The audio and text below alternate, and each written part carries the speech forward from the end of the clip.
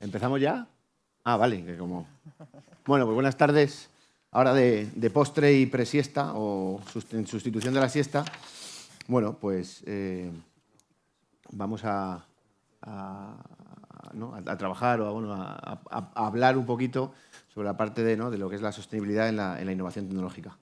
Hay una frase muy recurrente, ¿no? que dice que si la sanidad fuera un país, significaría el quinto país con mayor producción de gases de efecto invernadero, ¿no? Eso hace que reflexionar. Y luego, bueno, desde siempre en la compra o en la innovación tecnológica, ¿no? se ha valorado la búsqueda del equilibrio entre lo bueno, lo bonito y lo barato, que en la ley de contratos se transforma en la mejor relación calidad-precio. Bueno, pues últimamente, en los últimos años, entra un nuevo factor que es la sostenibilidad. Entonces hay que buscar, digamos, el equilibrio entre esos tres aspectos. Y además la sostenibilidad sacaría dos aspectos más de ellas, porque uno es la sostenibilidad ambiental, ¿no? que es lo que, bueno, ahora con la llegada del nuevo presidente de Estados Unidos cambia un poco el paradigma, pero la Agenda 2030, ¿no? todos los continentes lo que tratan de trabajar nuestros gobernantes, que es una sostenibilidad ambiental, pero hay que ver el equilibrio con la sostenibilidad económica, ¿no?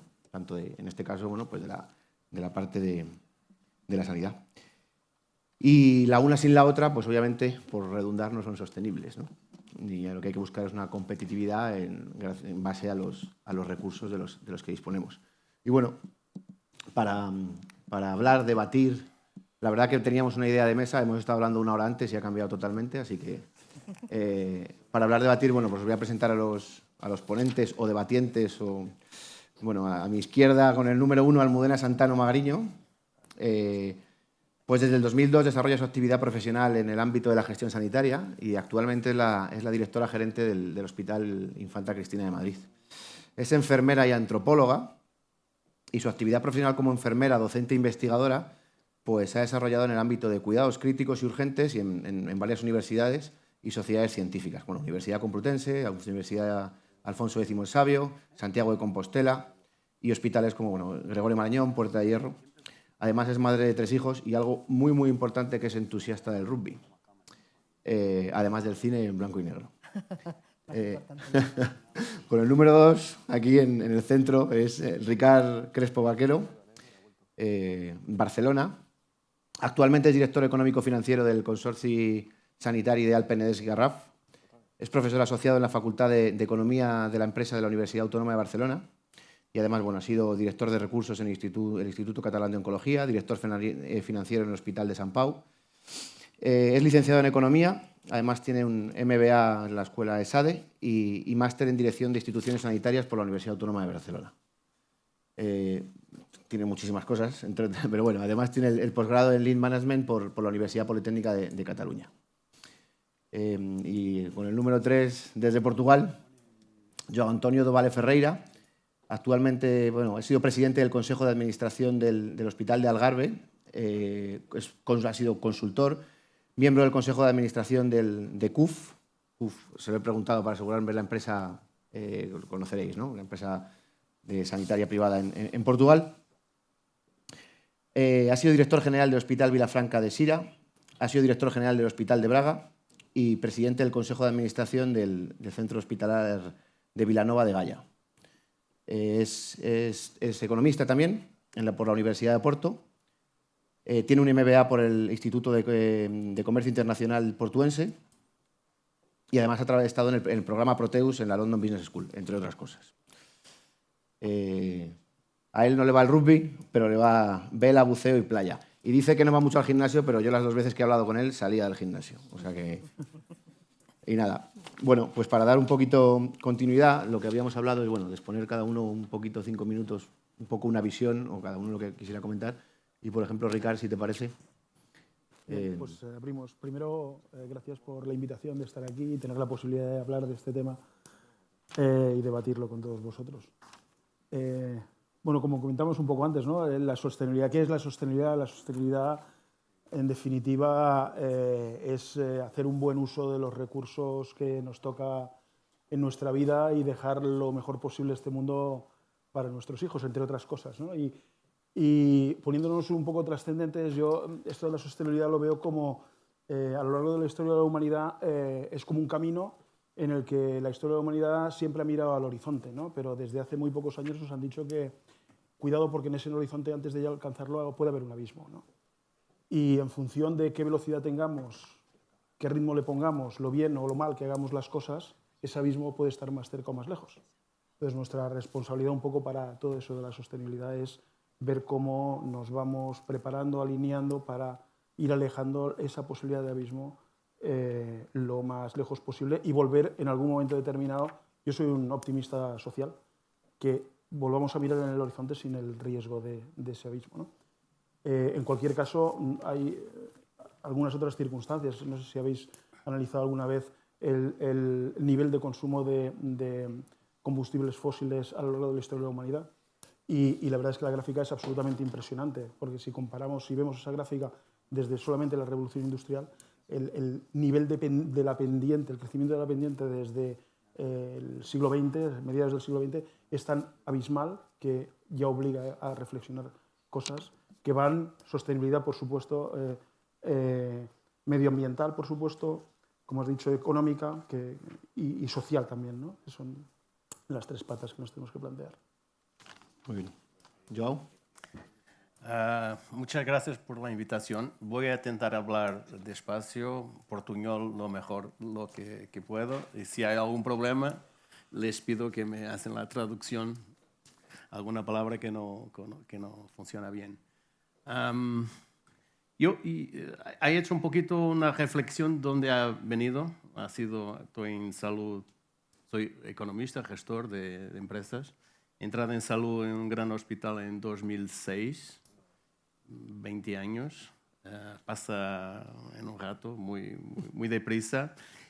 Pensar que sostenibilidad ha sido siempre algún tema que ha intentado que mis equipos, mis profesionales, en el tiempo se ha cambiado un poquito algunas cosas, pero ha sido siempre un tema. Y he ido a intentar buscar un poquito ejemplos de todo. Empieza siempre por sostenibilidad financiera, económica. Es de formación, soy economista, soy gestor, y creo que sin esa pata todo lo resto puede se quebrar. Pero necesitamos de fortalecer las otras patas, porque si no también el objetivo en salud no es hacer dinero, es tratar más gente y trabajar mejor. Y tener todos orientados con el mismo objetivo de hacer lo mejor posible con todos los recursos que tenemos a nuestra mano. Ha empezado en un hospital que estaba cayendo, muy viejo, tenía que ser sustituido.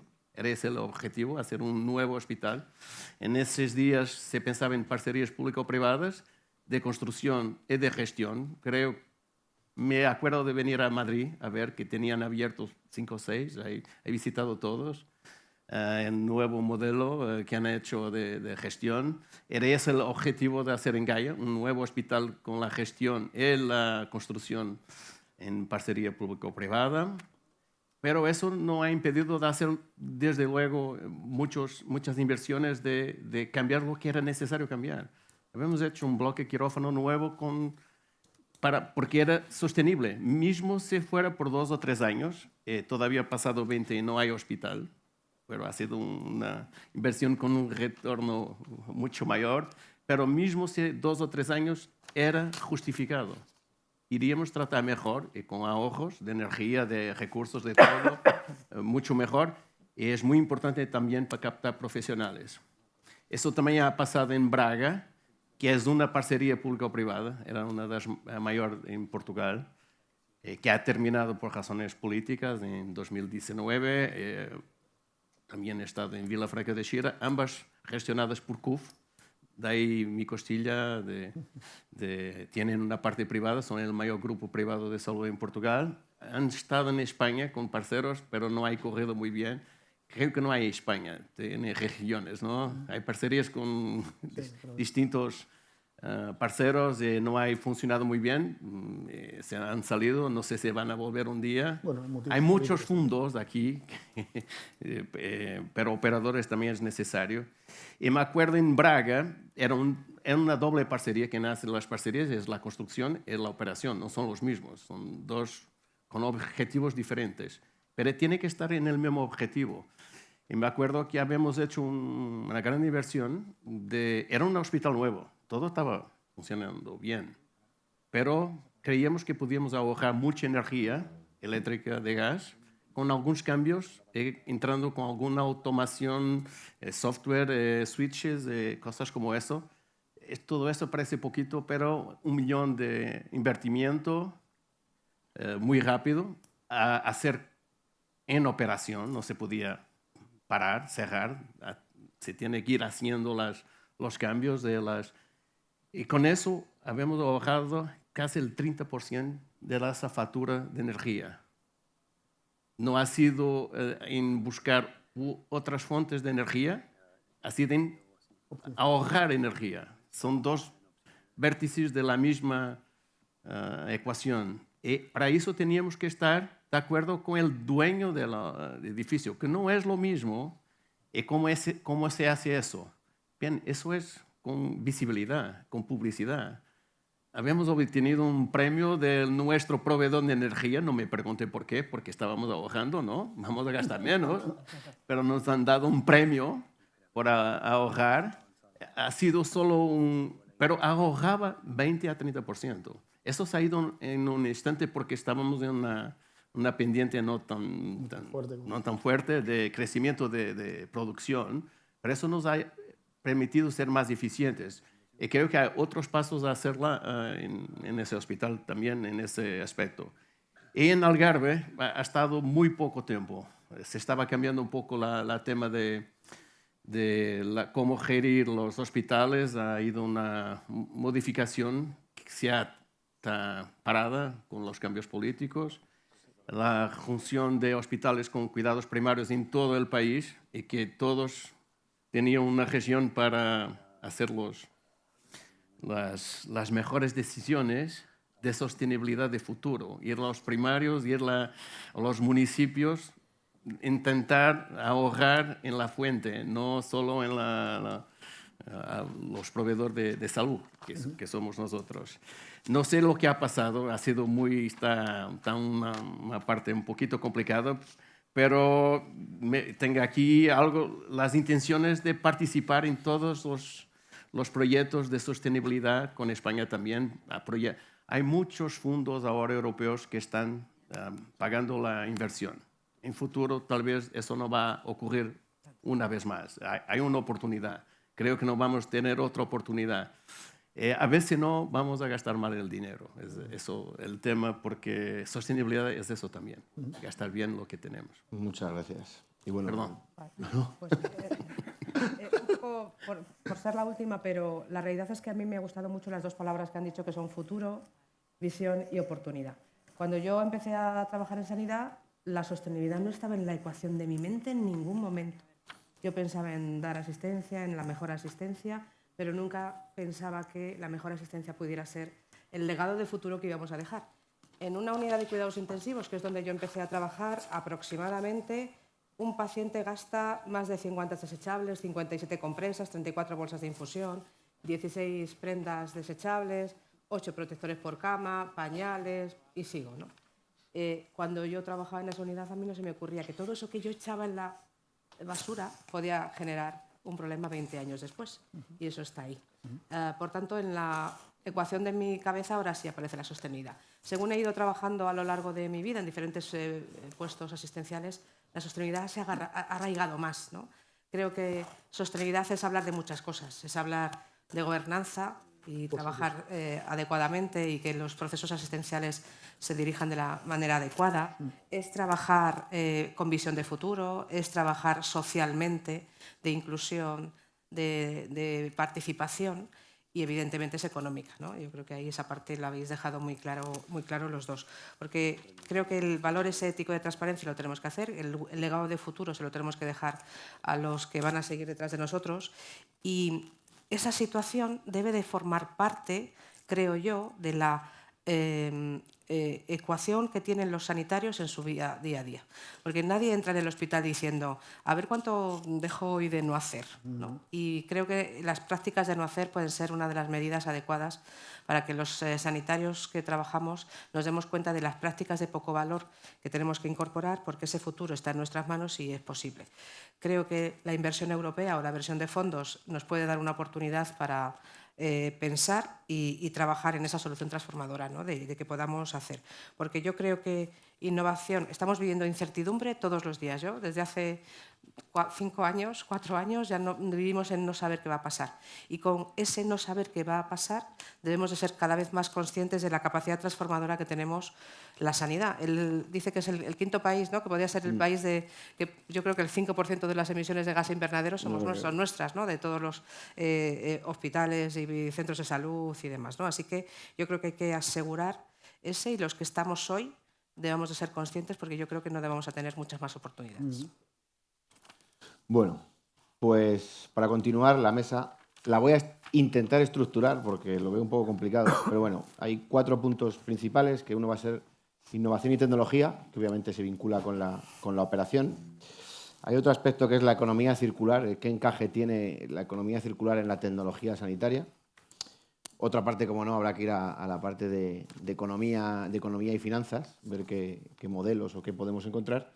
Y luego 2 partes finales, aunque he dicho 4, sumaríamos 5, pero que están vinculadas, sobre todo esta a la anterior, que es políticas y regulaciones, ¿no? Como qué cambios pueden ayudarnos a buscar esta evolución. Y finalmente lo que es la concienciación, digamos que es colaboración y educación.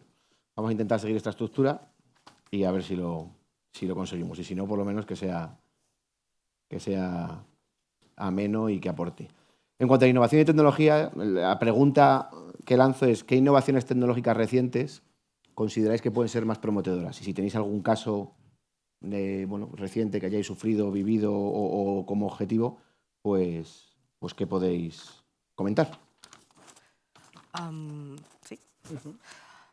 Yo creo que para mí una de las situaciones más importantes era la gestión de residuos, ¿no? En los centros sanitarios los residuos, lo he avanzado antes, tenemos muchos residuos. Y yo creo que la parte de trabajar los residuos de tal manera que los podamos trasladar lo menos posible, compactar lo más posible y que sea lo más costo eficiente posible, ¿no? Así que en el hospital, no sé si el ejemplo que nos comentabas, hemos puesto un sistema de gestión de residuos que lo que hace es que convierte los residuos de clase 3 en asimilables a urbanos, de tal manera que pueden ser desechables por el circuito habitual y evidentemente los costes se reducen. Eso hace que los contenedores sean reutilizables, que el volumen de residuos sea mucho menor, que se reduzcan los costes y sobre todo que el traslado hacia la zona donde hay que quemarlos o hay que incinerarlos pues se evita y trabajamos en la huella del carbono.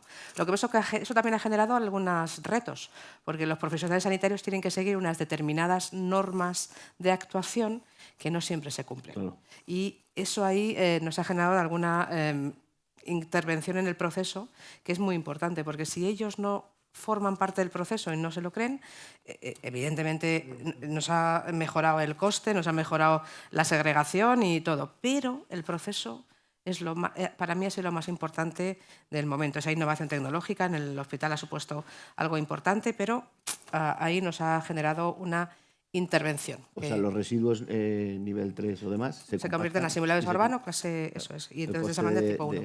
Y eso significa que el coste baja, que el transporte baja, que se pueden desechar de otra manera, ¿no? Y entiendo que en el proceso reducirás también el peso. Y el peso, claro, sí, el número de esos. Entonces ha hecho que los profesionales tengan que trabajar de una manera diferente y eso también ha generado algún desafío en el momento. Por contar algún ejemplo, podemos hablar de muchas más cosas seguramente, la digitalización, la hospitalización a domicilio, claro. Eso es. Sí, bueno, por ahí. Yo creo que, digamos, todos los hospitales con la homogeneidad de actividad vamos pensando siempre con un poco las mismas tendencias, ¿no? Antes también hablábamos. La etapa del COVID nos ha forzado a aplicar algunas tecnologías innovadoras que pensábamos que se iban a íbamos a tardar mucho tiempo en utilizar y de repente nos hemos acostumbrado todos a ellos con todo el tema de la telemedicina y la atención virtual y la aceleración de la hospitalización a domicilio. Todo eso son innovaciones que van muy orientadas a la sostenibilidad, ¿no?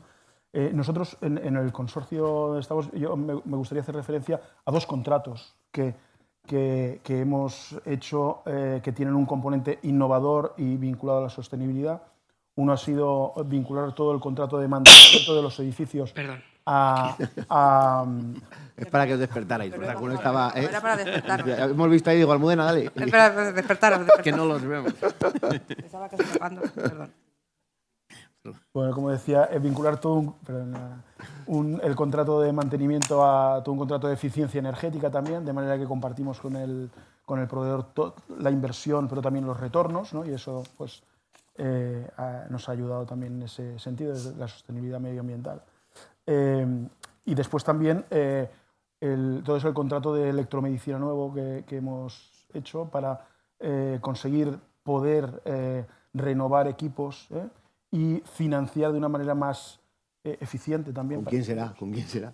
Bueno, ahí hemos tenido la habilidad y la abertura de miras, ¿no? De encontrar un punto de encuentro y hacer algo que es eficiente económicamente y va a ayudar a la sostenibilidad económica, ¿no? Que es muy necesitada con los recursos públicos que gestionamos, cada vez más escasos, desgraciadamente, ¿no? Yo creo que a todos nos pasa lo mismo un poquito, ¿no? La pandemia ha acelerado algo, ese tema de a distancia, hospitalización domiciliaria, telemedicina. Creo que podemos ir un poquito más lejos porque de verdad cuando tienes la responsabilidad de toda la salud de una región, tienes que evitar que van al hospital, a los cuidados. Tienes que reforzar cuidados domiciliarios privados, un poquito allá de telemedicina, pero es algo que tenía un proceso complejo, que creo que la inteligencia artificial, los datos, al mezclar datos de todos, tenemos temas de regulación en Europa que tienes dificultad de utilizar datos de otros, ¿no? Yo estaba en Algarve, que el 30% eran no registrados. No tenían... ¿Cómo puedo saber dónde utilizan los cuidados de salud? No los pagan directamente. Era un tema que hablábamos de... Pero es mi obligación de llegar a ellos, es saber lo que hacen, ¿no?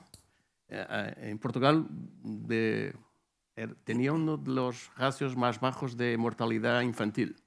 Ha cambiado. ¿Por qué? Hay muchas grávidas que van a última hora al hospital, sin seguimiento de los 9 meses, de lo que sea. Eso va a impactar en las estadísticas, ¿no? Tú no lo puedes escapar. Es tu obligación. No estamos hablando de problemas de ricos. Y ahora el tema del nuevo mundo, éramos nosotros de Estados Unidos, ahora solos, ¿no? Europa cada vez más pequeña, ¿no? Más central, ¿no? Es un tema un poquito complicado, pero no nos podemos olvidar que es el camino cierto, ¿no? No olvidar que es lo que vamos a dejar a nuestros hijos. Tenemos que ser fuertes, ¿no? Con calma, porque no va a pasar todo bien, pero tenemos que seguir en este proceso. Me he perdido un poquito ahora, porque todos estos temas son muy importantes y creo lo más desconocido para nosotros, porque hablamos de esto de inteligencia artificial hace muchos años, los tratamientos de los datos de salud son... había un de IBM, o no, que era, como se llamaba, un sistema... Ahora hay muchos, ¿no? Ahora es ChatGPT, ahora es los chinos, ahora es de todo. Antigamente era el Blue cualquier cosa, que trataba tratamientos oncológicos a medida. Cada vez más vamos a tener cosas a medida. Y eso tal vez no es tan sostenible si no estamos todos juntos, utilizadores y proveedores. Es una responsabilidad mutua. Vamos a hablar de eso más tarde. No te quiero pasar de tema. Porque es una cuestión de sostenibilidad financiera, pero ambiental también. Está claro. Las 6 rutas de hospitalización a domicilio que yo tengo en mi hospital me ha evitado hasta un 10% de ingresos hospitalarios este invierno, ¿eh? Sí. Por lo tanto, yo he tenido camas disponibles y, por tanto, el coste de oportunidad para los otros pacientes que estaban ahí con más comorbilidades y con más necesidad de ingreso hospitalario, ahí están.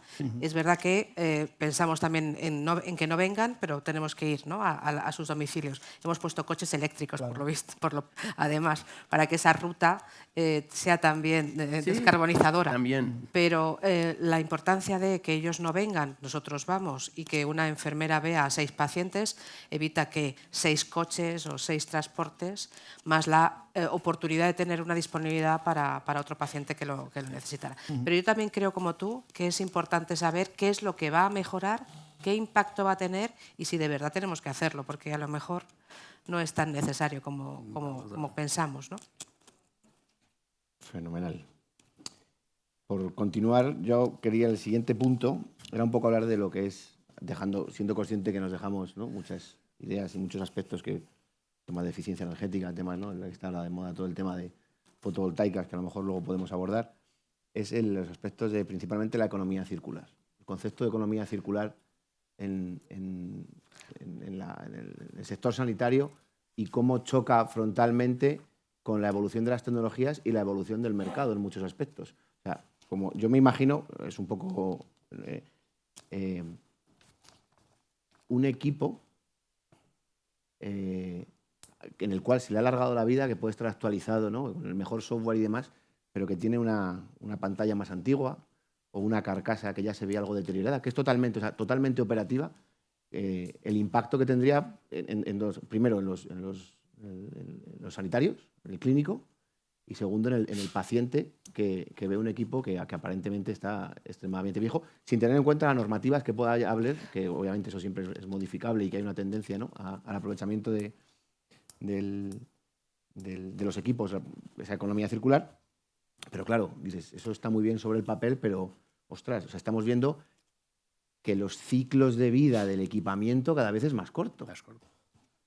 Hay una razón tecnológica brutal, que es decir, venías tú hablando, ¿no?, que cada vez vamos más rápido y nos vamos asomando al precipicio también en tecnología, o sea, vamos evolucionando a un nivel brutal, y que un ecógrafo que hoy, antes los ciclos de vida eran de 15 años o 20 años, y ahora los ciclos de vida son de 6, 7, o sea, y luego la demanda de los clínicos en seguir mejorando. En la economía circular, tal como la planteas, yo ahí veo dos cosas. Uno es ese tema de la obsolescencia programada, ¿no? Entonces, ahí hay que hacer una pensada, y la pensada la podemos hacer los hospitales, pero hay que hacer sobre todo también los proveedores. Nos hemos mal acostumbrado a esa obsolescencia programada y casi legislada, ¿no? Porque te dicen, no, este equipo dura 4 años y no lo puedes utilizar más de 4 años. Entonces, bueno, vamos a ver, y eso provoca un problema también de sostenibilidad. ¿Qué soluciones puede haber para lo que tú dices, el refurbishment, el aprovechamiento de piezas, el alargamiento de la vida útil de determinados componentes o máquinas en base a lo mejor a un diseño de equipos que permita la modularización y la reposición, y nos olvidemos de que esa obsolescencia programada que te obligue a cambiar completamente un equipo? Hablemos de eso, habría que hablar de eso. Y luego, en la economía circular yo le veo, aparte de otros aspectos, pero también es la parte en la que os necesitamos, y es, yo creo, vuestra responsabilidad como proveedores, es la parte cuando el equipo sale fuera de nuestras manos, ¿no? ¿Qué uso y cómo le dais la vuelta a ese proceso? Y ahí nosotros, te digo, podemos participar mucho más en cómo adaptarnos y cómo ajustar esa obsolescencia programada y desactivarla para darle continuidad a equipos y hacerlos más sostenibles, y luego ver qué propuestas nos hacéis para demostrarnos esa circularidad de la creo yo. Y además la norma o la normativa que es necesaria, el poder utilizarlo, la propuesta de los fabricantes o de la industria. Y una de las cuestiones que yo creo que es importante es que esa economía circular hay que tenerla en cuenta también para que aquellos centros con menor capacidad inversora puedan tener inversión, ¿no? Si en determinado sentido yo tengo un capítulo 6 determinado y hace que yo no pueda invertir en determinadas cosas, ¿por qué no aquellos dispositivos que tienen una vida útil todavía y que la capacidad existe, ¿por qué no utilizarlos, ¿no? Yo lo digo porque a lo mejor podemos tener en cuenta, ¿no? Hay grandes consorcios y hay grandes hospitales que pueden invertir más porque tienen más posibilidades de invertir, pero a lo mejor hay hospitales con menor capacidad inversora que sí que pueden aprovechar esa situación, ¿no? Entonces, creo que también hay que tener en cuenta esa parte. Yo creo que es un desafío para todos, ¿no? Que no podemos hacerlo solos. Tiene que ser una responsabilidad compartida con los proveedores. Está pasando un poquito lo que pasa. Nosotros no compramos coches, alquilamos, ¿no? Hace 2 años nos dicen que hay un modelo nuevo que tiene para sustituir, el tuyo no vale nada. Tú estás pagando por el uso. Este es un problema también de regulación porque los hospitales públicos no pueden hacer ciertas cosas fácil, de pagar una renta, no tiene propiedad, tener esa responsabilidad no solo de tener la inversión, mismo siendo pequeño, pero también lo que haces en el final, que es también responsabilidad del proveedor hacer el recondicionamiento, reutilización, lo que sea, intentar no echar en la basura para no hacerle el montón, porque es lo que está pasando. Pero es algo que va a pasar cada vez más, porque está acelerado.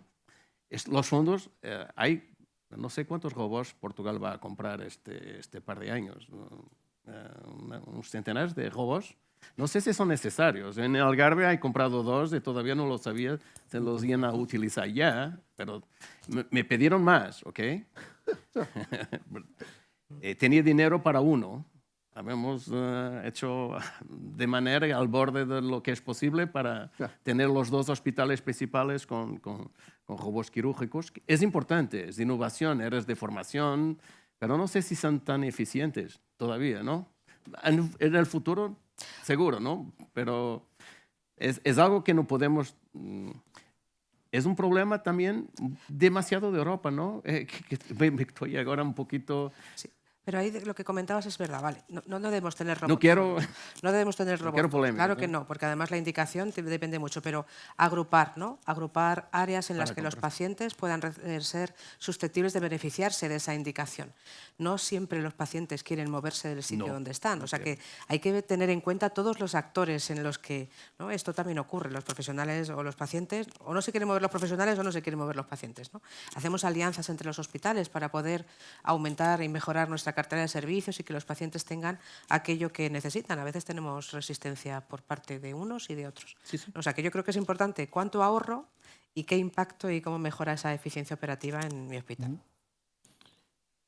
Se ha notado el perfil de cada uno. Y luego nos habías dicho que nos pusiéramos... Sí, no, totalmente. Luego hay una... Por continuar con esto, el título es súper curioso. Es una directriz de la Unión Europea, ¿vale? Que es el Parlamento Europeo, el Consejo, relativo a productos sanitarios de un solo uso y su reprocesamiento. O sea, en el título lleva la incoherencia total, pero bueno, hoy lo comentabas tú antes, ¿no? Y en Portugal también está entendido. Es decir, sí. Por un lado, adalides de la economía circular, 37 planes por comunidades, rebuscando un poco, he encontrado Plan Andaluz, el Sermas, el Sergas, un acuerdo entre Portugal y acuerdo ibérico, lo han llamado, entre Portugal y las comunidades limítrofes con Portugal. Y luego vemos una tendencia muy importante en crecimiento en fugibles y materiales de un solo uso que inexorablemente llevan a un incremento de residuos y por ende, ¿no? Pero luego ves que hay una normativa de la Unión Europea en la que te dice, bueno, esto es de un solo uso, pero lo mismo podemos hacer un apaño y lo reprocesamos. Eso, como tú desde la parte sanitaria, ¿cómo ves que cala eso? Lo voy a ver complicado. Lo voy a ver complicado porque yo he vivido la reutilización y esterilización de muchas cosas y he visto la incorporación en los centros sanitarios del material desechable. El material desechable era algo que querían los profesionales, los que suturaban en urgencias, los que tenían algo en quirófano o incluso hasta el pijama desechable. Sí. ¿No? O hasta el pijama desechable. Y yo creo que volver a la reutilización va a ser difícil. Va a ser difícil por ese concepto de asepsia y antisepsia, de no uso durante ese tiempo. Que yo creo que lo van a entender y posiblemente en algunos sitios, ¿por qué no esterilizar un colposcopio? ¿No? ¿por qué no esterilizarlo? Porque lo hacemos con los fibros, lo hacemos con los endoscopios, ¿no? Evidentemente por el coste.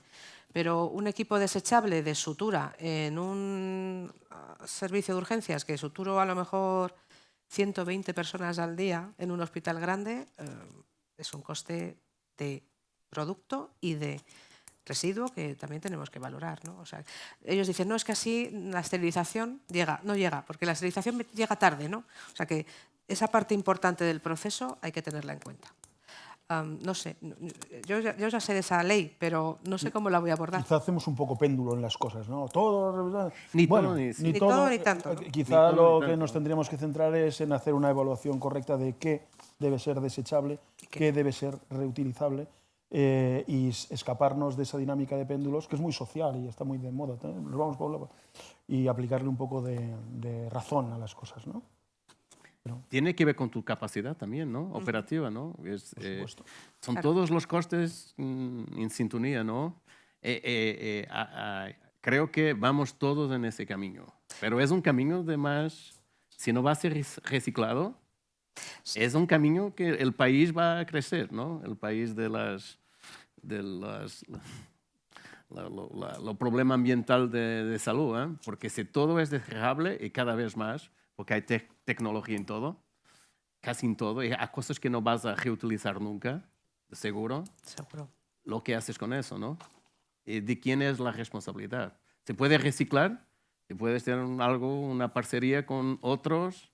Hablábamos en una comida de una firma de Europa, de Norte Europa, que tiene esa visión de participar en el reciclaje final. ¿Va a ser competitiva si la competencia no hace eso? Y la competencia ahora lo sabemos lo que es. ¿Cómo puedes tener ese modelo, no? Y como lo café, ¿no? Tomamos café en casa con cápsulas para sin uso único. Basura, Y desechable tiene que aluminio, reciclar. y aluminio que hay que desecharlo de una manera determinada. Sí, lo dicen, me entrega que voy a reciclar el aluminio. Es eso, ¿no? Totalmente. Es el equilibrio, creo. Bueno, si os parece, continuamos con la parte ya más económica, ¿no? Es decir, qué equilibrio, porque está muy bien la sostenibilidad, pero si no es viable económicamente o supone unos costes ingentes, no se le encontraría, digamos, practicidad. Entonces, bueno, ¿qué estrategias financieras, y bueno, veis o habéis visto o podéis plantear que hagan que, bueno, que estas tecnologías sostenibles, que muchas veces pueden ser más costosas, sean más accesibles? Ahí entramos un poco ya más a la parte de contratación y demás.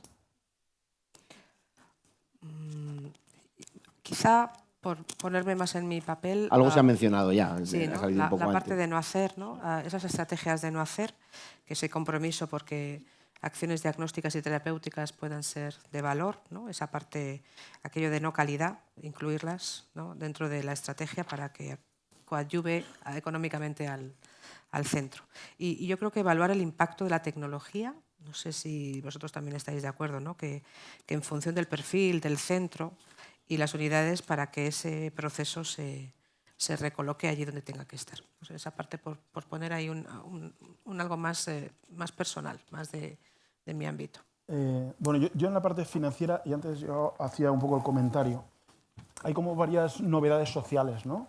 Que se acaban trasladando a la necesidad de los hospitales, sobre todo hablo desde un punto de vista de hospital público, ¿no? Y has hecho la referencia antes a los coches, ¿no? Me acuerdo cuando era pequeño y en la familia comprábamos un coche, el coche duraba 15 años y cuando cambiabas el coche casi llorabas porque le habías cogido un cariño como si fuese de la familia. Y hoy en día no compramos el coche, lo alquilamos, lo cambiamos al cabo de 4 o 5 años y acaba siendo casi una commodity que nos... Hay proveedores que no venden. Ciertamente, ya directamente lo único que te hacen es te lo alquilan, ¿no?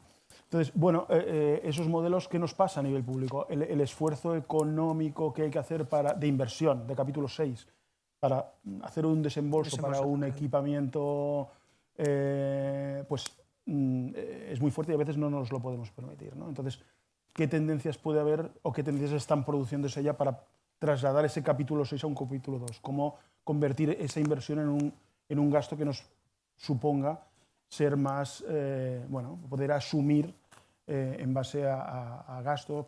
Y ahí ya se orienta esto a otras cosas. Está el tema de la compra por fungible, está el bundle payment, está también los sistemas de riesgo compartido, muy interesantes, muy complejos, pero yo creo que ahí es donde tenemos el reto, ¿no? Proveedores, clientes, en analizar, ser honestos en los análisis, saber que vosotros tenéis que asumir unas rentabilidades determinadas a vuestras inversiones y que nosotros tenemos que llegar a unas suficiencias presupuestarias que tenemos que poner la imaginación para hacer factible. Y eso es sostenibilidad también.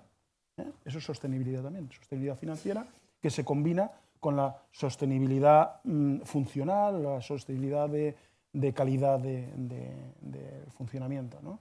Entonces hay que darle imaginación a esa parte financiera, cómo construimos los contratos. Tenemos una ley de contratos que nos encorseta mucho, pero que con honestidad, con imaginación y sabiendo convencer a nuestros interventores y a nuestros reguladores. Creo por ahí porque realmente la ley encorseta, pero sí que ampara muchos acuerdos de carácter innovador, arrendamientos operativos y tal, pero que siempre cuando, por experiencia y demás, que te encuentras y se achaca mucho a la intervención y a quedarte un poco en lo que ha venido siendo habitual durante los últimos X años. Entonces, claro, por ahí... Es que como gestor, déjame decir, es incómodo, sí, siendo un tío parado, pues es incómodo tener que inventar y devanarte los sesos para ver cómo puedo conseguir no sé qué, porque me implica pensar, imaginar, negociar con el proveedor y luego tener que convencer al interventor para que aquello no está incumpliendo ninguna norma, ¿no? Y la verdad es que si tomas una opción por la gestión pasiva, pues no, pero cuando nos va la marcha estamos intentando darle la vuelta a la neurona para ver cómo podemos, déjame decir, llegar al límite de la norma, porque es nuestra forma de competir de alguna manera, ¿no? Buscar esa innovación en la legislación, en la forma de compra, que sin saltarse la norma, Dios me libre de decir esto, pueda buscar aspectos de compra más innovadora, ¿no? Pues eso, vinculada a riesgos compartidos, a compra pues, más vinculada a fungible, que ya está, o a mantenimientos, o a renovaciones, o a refurbish de equipamientos. Todo eso son temas que les tenemos que dar forma mental, forma contractual y ver cómo los podemos enmarcar dentro de la norma pública, ¿no? Es una opinión, ¿eh? Creo que habíamos hablado ya un poquito de eso. Me estoy acordando de un tema que en mi empresa privada y pública también, en las dos perspectivas, estábamos haciendo una inversión hace un par de años no sé si conoce el Value-Based Healthcare, porque valorar y meter el precio en lo que... De verdad que tienes que tener una buena contabilidad de todo, lo que cuesta los beneficios, y después tener contratos compartidos de riesgo con el proveedor. Y con eso vamos a ser sostenibles, seguro, porque hay una relación entre el precio, el coste y el valor. Y creo que mismo para un cliente público era muy importante estar seguro que tiene los fondos bien empleados. Y para eso hay una otra cuestión que es muy importante. Estamos todos en el mismo barco. Directivos, clínicos, estarán convencidos que esto es lo mejor. Porque saben cuánto el coste y saben el valor. Estamos todos en el mismo lado, no en lados contrarios, pero en el mismo lado. Eso es siempre muy importante. Hablabas un poquito antes de pequeñas medidas que pueden tener al final mucho impacto. Me acuerdo en Braga que por contrato teníamos que tener todos tipos de acreditaciones, de operativa, de calidad, de trabajo, de seguridad de trabajo. Me acuerdo que la única que no nos han pedido ha sido de ambiente, que casi nadie tenía eso. Y nosotros habíamos pensado, ¿por qué no hacemos eso con pequeños pasos? Y uno de los pasos era en todos los despachos tener algo a decir, Cuando sales, la luz... Sí, apágala. Hay una frase, ¿no?, que dice que nadie apaga la luz que no Nadie paga. sí, bueno, eso ha tenido un impacto mensurable. Había una participación pública, los que arrojaban más. Había algo que era comunicado a la comunidad. La participación, el tener brío. Nosotros hacemos bien las cosas, somos un ejemplo. Son premios muchas veces de simbólicos, no tiene más do que eso, pero estarmos alineados de hacer publicidad del bueno, lo que haces bueno en todo, es muy importante. Te sientes parte de algo que está haciendo bien. No sé. Recogiendo un poco eso, y también algo que decías al principio, a lo mejor, o quizá me anticipo, vinculo... Bueno, iba a decir que sirve como para apertura a la siguiente parte, así que no, adelante. Era el tema este de la concienciación, la formación... Okay. Es que Perdón. un poco Sí, no, pero estamos trabajando como un equipo. Claro, totalmente. No, me venía, antes has hecho lo de la concienciación, poner los carteles. Tan importante como la concienciación, la formación, el ir juntos como equipo, clínicos, gestores, proveedores, también es, esa es la parte de abajo de la concienciación, la parte de la gobernanza, ¿no? O sea, y una sin la otra, y a veces nos olvidamos, cuando miramos los casos desde muy abajo, muchas iniciativas, pero si no hay un gobierno, una orientación clara, una voluntad clara por parte de las gerencias, los esfuerzos que se pueden hacer a nivel micro son deslavazados. Y al revés, si hay una gobernanza, por muy potente que quiera ser, si al final no hacemos una concienciación de base, también se va a perder esa potencia. Entonces es muy importante la coordinación en los diferentes ámbitos, ¿no? Como dice él, ¿no?, dentro de la visión que uno tiene de la estrategia de la organización, en este sentido la sostenibilidad y el compromiso medioambiental está ya. Desde hace bastante ya empezamos a tener indicadores ambientales, nos podemos comparar entre hospitales, ay, este gasta más agua que yo y yo gasto más agua que él, a ver qué tengo que hacer para gastar menos agua que él, ¿no? O sea, yo creo que esa parte de comparativa está bien y nos hace que nos sentamos motivados pero creo que la parte de formación, incorporar objetivos de sostenibilidad dentro de los contratos de programa del hospital, dentro de los objetivos de servicio, dentro de la productividad del clínico, y esa parte que empieza ya a formar parte de la estrategia está ahí. O sea, mis profesionales, los profesionales del hospital tienen ya objetivos e indicadores de sostenibilidad dentro de sus contratos de servicio y su productividad variable está asociada a ello. O sea, que eso también es un motivador. Pero otra cosa que yo no sé si no hemos hablado es las generaciones nuevas vienen más motivadas. ¿Qué he notado yo con referencia a lo que decía al principio cuando empecé a hablar? Que la sostenibilidad, lo de no gastar y apagar la luz, no estaba, ¿no? Ahora los profesionales jóvenes tienen esa conciencia. A mí me llama la atención, me dice, apaga la luz, ¿no? Porque me lo dice mi hijo, ¿qué estás haciendo? Apaga la luz. Pero porque ellos ya han vivido ese contexto de recursos escasos en la naturaleza, ¿no? Entonces yo creo que esa parte es muy importante. Además de ponerles carteles de apaga la luz, no se te olvide, ¿no? Que te lo ponen casi en el interruptor para que no se te olvide cuando lo ves. Entonces yo creo que eso, indicadores, contrato, programa, productividad variable asociado, yo creo que eso también genera, y nuevas generaciones que no sé si ha sido una coincidencia, pero es que vienen más motivados. Vienen con más, oye, que esto no se gasta. Digo, pues vale, fenomenal. Que con bonus y pasta se conciencia. Que con bonus y pasta ya también es verdad. La parte a la que daba pie era la parte de concienciación y políticas y regulaciones. Y yo siempre me he preguntado, porque estamos hablando de la sostenibilidad en los ámbitos, sobre todo de consumo, pero ahí en el ámbito de la generación.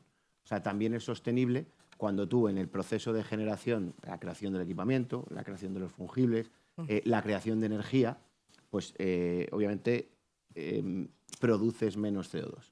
Entonces, lo de la colación de la frase que habíamos comentado de no apaga la luz que no paga, dentro de la parte de políticas y regulaciones que yo os quería lanzar, que bueno, que ya estamos, que te habías adelantado, bueno, es la parte, por ejemplo, de la generación, la energía eléctrica. Hay un montón de acuerdos, los hospitales, muchos hospitales no pagan, bueno, obviamente paga la administración la energía eléctrica. Entonces es algo que, bueno, que si hay concienciación puede tener una parte relevante a la hora de la gestión, pero puede no tenerla, porque en el día a día tú priorizas tu presupuesto y te ajustas a tu presupuesto. Y si no pagas la luz, no puedes darle prioridad. Algo tan evidente como son los autoconsumos, fotovoltaicos, que estamos hablando de, bueno, pues obviamente depende de las características de cada hospital, ¿no? Los metros disponibles que tienen, o sea, suponen un ahorro con un retorno, bueno, muy, obviamente hace unos años, un poco más, en la crisis energética con estos costes más, pero son retornos muy cortos. Pero claro, si a mí eso no me repercute directamente, no es que yo no sea un consumidor, es que no le doy prioridad porque tengo otras 37.000 cosas que gestionar. Entonces digo, oye, si de alguna forma las administraciones, obviamente hay acuerdos marcos generalizados, el Estado es un gran consumidor de energía, pero si hay un acuerdo marco en el que dice, oye, dentro del acuerdo marco te bonifican de alguna forma tu reducción de costes en ese acuerdo, pues podéis incentivar que, oye, mira, pues si vienen fondos, pues darle prioridad a, bueno, me puedo ir a Epidermis, a cambio de tal, a centrales fotovoltaicas en cubierta. Entonces, bueno, voy por ahí, claro, porque también es algo que es una forma también de concienciación y al final, ¿cómo se conciencia? Pues un poco ¿no? con los dineros, ¿no? Ayudando un poco, pues, oye, mira, has ahorrado 1 millón de euros o 500.000 euros, pues se te bonifica en tu presupuesto de esta forma. Que yo creo que esa parte creo que se aceleraría bastante. Claro, y estamos un poco pendientes de qué modelo sanitario tenemos en cuanto a la empresarial. Si somos una empresa o funcionamos como una empresa en cada hospital o no.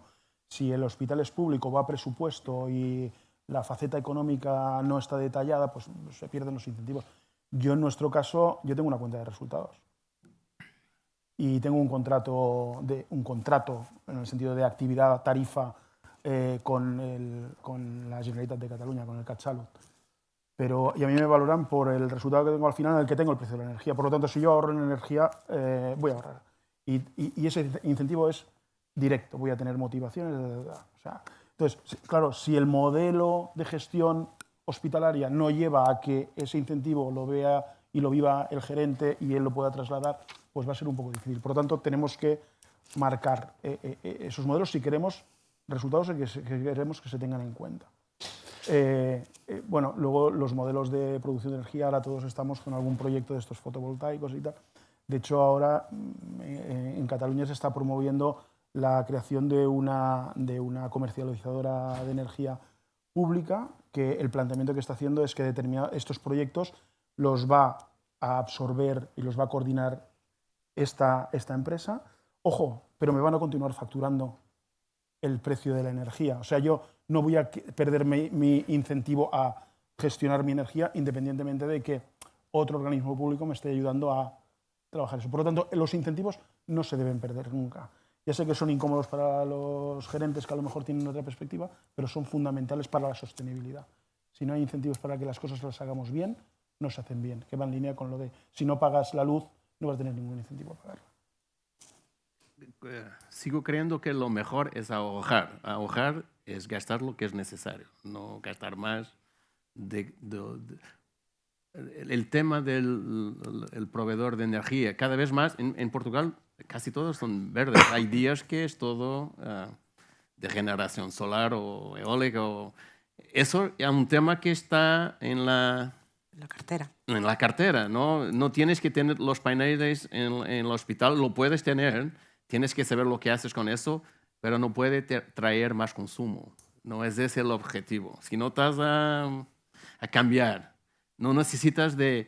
Ahora, todas las lámparas son LED. Todavía en el hospital no, que cuesta muchísimo cambiar todo. Pero el consumo de una lámpara LED es muchísimo menos de lo que tenías antes, mismo eficiente, ¿no? ¿Vas a dejar la luz ligado o vas a...? Pero ahí en esos proyectos que se puede hacer, porque claro... Sí. No te digo que no puedan ser... Eso tengo deseo que pueda ser un incentivo un poquito contrario a pensar, utilizar lo que es necesario, no más do que es necesario, ¿no? Es eso. Porque si tienes de más, vas a usarlo, ¿no? Y hay muchas más cosas a consumir energía en los hospitales. Ahora, me acuerdo, hablaba del parking automóvil. Ahora tienes que meter puestos de cargamiento.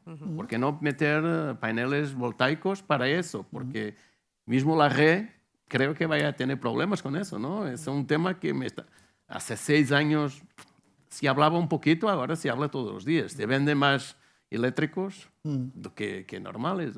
No sé si va a volver atrás, pero es lo que es, ¿no? No lo sé, ¿eh? Y no estoy por contando, se cuesta muchísimo más hacer los eléctricos que los de gasto carbónico, ¿no? Pero es lo que es. El hospital en el que yo trabajo es un hospital concesionado. Sí. La parte de servicios están con una concesionaria y el acuerdo del hospital de plan de eficiencia energética ha ahorrado en el hospital. El consumo en luz, en agua, en gas ha bajado el promedio del 12, 15, 18%. Eso evidentemente. Y tienes que tener beneficios. Y tengo que ¿no? tener. Es eso, ¿no? Entonces esa parte de ellos están incentivados para hacer ahorro energético. Por lo tanto, me han cambiado las luces LED, me han bajado el caudal del agua, me trabajan en el gas, trabajan en el parking, o sea que esa parte está ahí encima de la mesa. Cuando fraccionas la gestión es mejor. Muchas veces intentamos hacerlo todo. Tienes que tener proveedores para eso. Es un tema en Portugal, que es un país pequeño. Si no hay competencia de proveedores, ¿cómo lo vas a concesionar, no? Todos hacemos esterilización en casa porque no hay una central de esterilización que pueda fornecer con servicio, con garantía de servicio. No puede fallar, ¿no? De uso único, recondicionado o no, pero no puede fallar, ¿no? Tienes que tener los materiales. Siempre te puedes guardar algunos de uso único por si acaso allí en el almacén. Cierto. No, lo hacen eso. Es un tema, lo hacen eso. El equilibrio que hablaban. Vas a comprar más, vas a comprar más. Perdón. Bueno, no sé si queréis aportar algo más. Yo, en principio, y viendo el tiempo por cumplir, quedan unos minutillos. Si alguien quiere preguntar algo de más. Por aquí veo una mano, pero es que no se ve nada. Sí, no se ve nada. Es que no se ve nada. Ya va, creo. Es más, miras para allá y te hace daño. Bueno, antes de todo, muchísimas gracias por los comentarios, han sido muy claros. No quiero resultar naif, ¿no? Pero en el tema de sostenibilidad, y ya no es una cuestión solamente en el sistema sanitario, público o privado, me da igual. Hablamos siempre de ahorro energético, economía circular, hablamos de residuos, hablamos... Perfecto, ¿no? Y la P de People, ¿cómo cuentan esto? Porque al final, sostenibilidad, yo veo compañías, me da igual el sector, que se presentan como sostenibles y hacen planes de prejubilación agresivas con 50, 51 años de gente que si todo va bien van a tener que financiar 30 o 40 años por delante, que el sistema sanitario va a tener que hacer frente a esto, ¿no? Y esto, como desde el punto de vista de sostenibilidad, siempre encuentro que me parece que es el punto gordiano, porque en la cuenta de resultados, y me ha gustado escuchar que en tu hospital tú tienes una cuenta de resultados, la partida gastos de personal de los profesionales sanitarios es clave, ¿no? Muy clave. Y sin embargo, de esto no se habla, ¿no? Tan clave como el 65% del presupuesto. Exacto, pero de esto no se habla. O sea, y antes Carlos ha dicho que hay profesionales que han aprendido, que se han formado y que por un problema de retribución se van, y ha dicho a Francia, por un ejemplo, ¿no? Todo esto en sostenibilidad, ¿cómo lo estáis poniendo? Bueno, absolutamente buena pregunta. Yo no sé hasta qué punto, claro, también soy un director financiero y a lo mejor, quiero decir, no sé hasta qué punto esa responsabilidad cae dentro de lo que serían las decisiones de un gerente. Ahora me pongo un poco más en tu piel. Porque la política retributiva, teóricamente la política retributiva está, de ahí no nos podemos salir.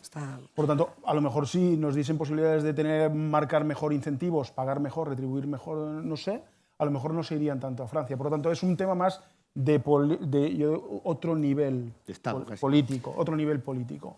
Yo creo que es una descapitalización importantísima a nivel del Estado el hecho de que haya profesionales formadísimos, con una inversión pública en educación bestial, que se han aprovechado por que los exportemos, ¿no? Un poco alegremente, ¿no?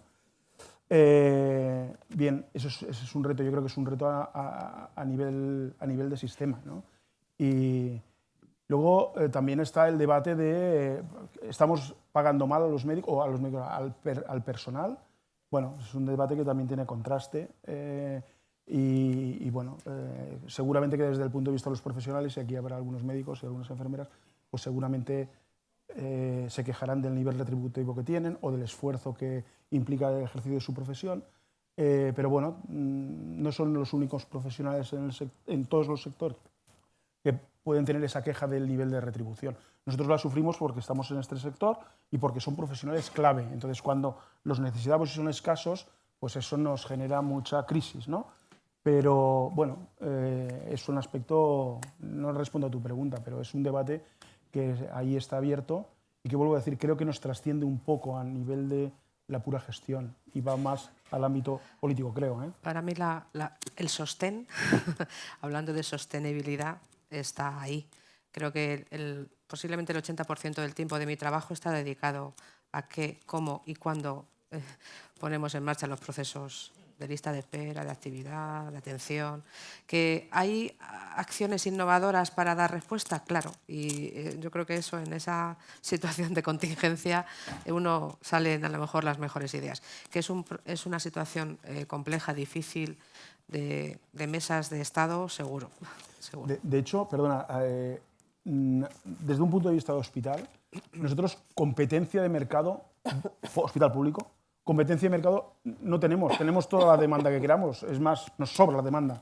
Si en algún momento competimos, y lo digo porque yo estoy en un hospital que está en la Corona de Barcelona, si por algo competimos realmente es por los profesionales, por el efecto de absorción que ejercen los grandes hospitales y que nos descapitalizan también, ya no me voy al extranjero, sino que nos descapitalizan a los hospitales que estamos en la conurbación, en mi caso de Barcelona, y que lo sufrimos, porque, y ahora digo nombres, un Clínic, un Mar, un Sant Pau o un grandes hospitales del ICS tienen un atractivo profesional que nosotros tenemos que innovar mucho desde un punto de vista de captación, tenemos que ser muy amables, muy simpáticos y vivir cerca de la playa y dar una serie de condiciones para que los profesionales vengan. Y esa realmente para nosotros es nuestro mercado competitivo, ese, el de los profesionales. Sí. Creo que es un problema ibérico, ¿eh? Sí. Nosotros también. Mi problema era captar profesionales, no es que... No es tener la demanda. No es tener la demanda, es captar y conservar. Una de las cuestiones es las matronas se iban a Portugal a trabajar. Es más barato contrataba en España. En España, servicios. ¿no? Entonces, lo digo porque teníamos... Nosotros pagamos. Me encontraba que Extremadura se llevaba a las matronas a Portugal para poderlas con trabajar. Todos... Sí. Te das por medio respondido. Tenemos que votar. Es algo muy, ¿no? Es una pregunta...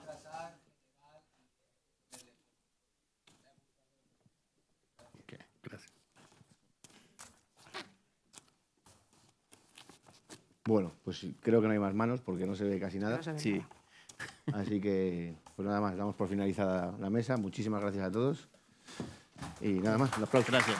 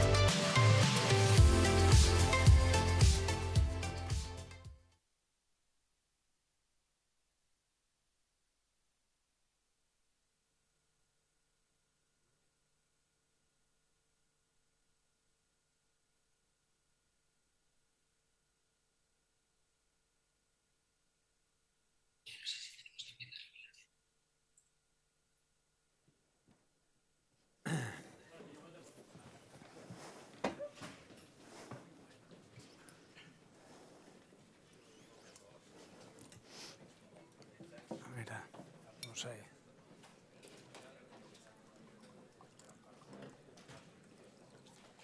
Muy buenas tardes a todos.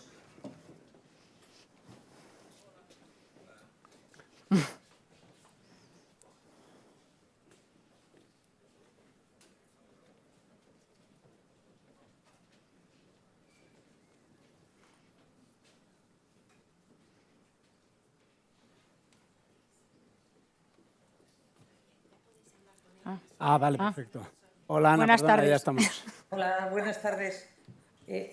Queridos amigos, queridos compañeros, mil disculpas ante todo por el formato de esta mesa tan interesante, por los destacados ponentes que nos acompañan. Quiero en primer lugar dar las gracias a Ángel Puente, presidente del Círculo, a la Asamblea, a la Comisión Delegada, a los miembros de la Presidencia del Comité de Honor, pero sobre todo a los ponentes que están participando y que van a participar en estas jornadas, yo creo que tan oportunas y tan interesantes. Muchas gracias por contar conmigo y sobre todo por contar en esta mesa con tres ponentes de excepción a los que paso a presentar. En primer lugar, gracias a Begoña Magat Villaverde. Doña Begoña Magat Villaverde es directora de negocio de personas en Mafre España, siendo la responsable de las áreas de suscripción y prestación de los ramos de salud, decesos y asistencia en viaje de dicha entidad. Begoña lleva 18 años trabajando en Mafre, donde se incorporó desde el sector de la consultoría. Durante este tiempo ha ocupado diferentes roles en el ámbito de la gestión de procesos, la tecnología y sobre todo dentro de la dirección técnica desde hace 3 años. Sus colegas destacan de ella su alta capacidad analítica, buena falta hace en estos tiempos, su orientación al logro y su compromiso. Muchas gracias, Begoña. Muchas gracias. En segundo lugar, nos acompaña también Javier Fernández, que es el director de Estrategia de Europa y Latinoamérica de Bupa, encargado de exportar el modelo de salud digital, clientes y el modelo integrado de España al resto de países de Bupa. Además, también ha estado involucrado en el lanzamiento de nuevos proyectos como el Hospital Digital, Medical Date, Genómica, nuevos hospitales y centros médicos y nuevos negocios como el de la educación. Anteriormente, don Javier era director de Life Science en Roland Berger en España y trabajó en toda Europa y Centroamérica en seguros de salud, hospitales, residencias de mayores, en farma y tecnología médica. Vamos, que no le ha faltado ningún detalle en su currículum. Muchísimas gracias. Bien. Si me permitís, a modo de introducción a una primera intervención que van a tener los ponentes, me gustaría deciros que analizar desde el punto de vista del aseguramiento el modelo español hay que hacerlo a la luz de cómo es nuestro modelo, cómo es el modelo sanitario en España. Nosotros tenemos un modelo de provisión fundamentalmente pública, un sistema nacional de salud, como todos conocéis, que garantiza la asistencia a nuestros ciudadanos y residentes legales sin distinción de ingresos, de empleo o de aseguramiento. En España, desde el año 96, la sanidad se financia vía impuestos. Antes del 96 saben que había una financiación mixta. Hay países como Alemania o Países Bajos que tienen, como saben, seguros privados obligatorios. En segundo lugar, nuestro sistema sanitario, porque cualquier análisis que hagamos a lo largo de esta mesa tiene mucho que ver con cómo es nuestro sistema. La accesibilidad. La accesibilidad, tenemos un sistema que la puerta de entrada es la atención primaria, que es pilar fundamental para que pueda haber un acceso rápido al sistema, y no digo más porque en este momento pues, tenemos algunas dificultades. Y los costes, ¿no? Hablar de costes es un tema muy interesante, que es multivariante y, por tanto, seguro que todos los que estáis ahí en el foro podríamos hacer un análisis diferenciado de cuáles son los costes, cómo se distribuyen los costes, el coste-efectividad del sistema y también si tenemos análisis en términos de resultados en salud. Creo que nos falta mucho por caminar. Por otra parte, tenemos algunas debilidades y algunos retos. En primer lugar, que el gasto público en sanidad, en nuestro gasto, aumenta en muchos casos menos que lo hace el crecimiento del conjunto del sistema, es decir, de lo que crece la inflación, del sistema económico del país. Crece la inflación, crece la demanda de la población, hay pluripatología, las personas llegan a mayores y pierden la salud y, por lo tanto, los costes sanitarios se están incrementando y tenemos un tema sin resolver todavía, que es cómo garantizar la sostenibilidad del sistema sanitario.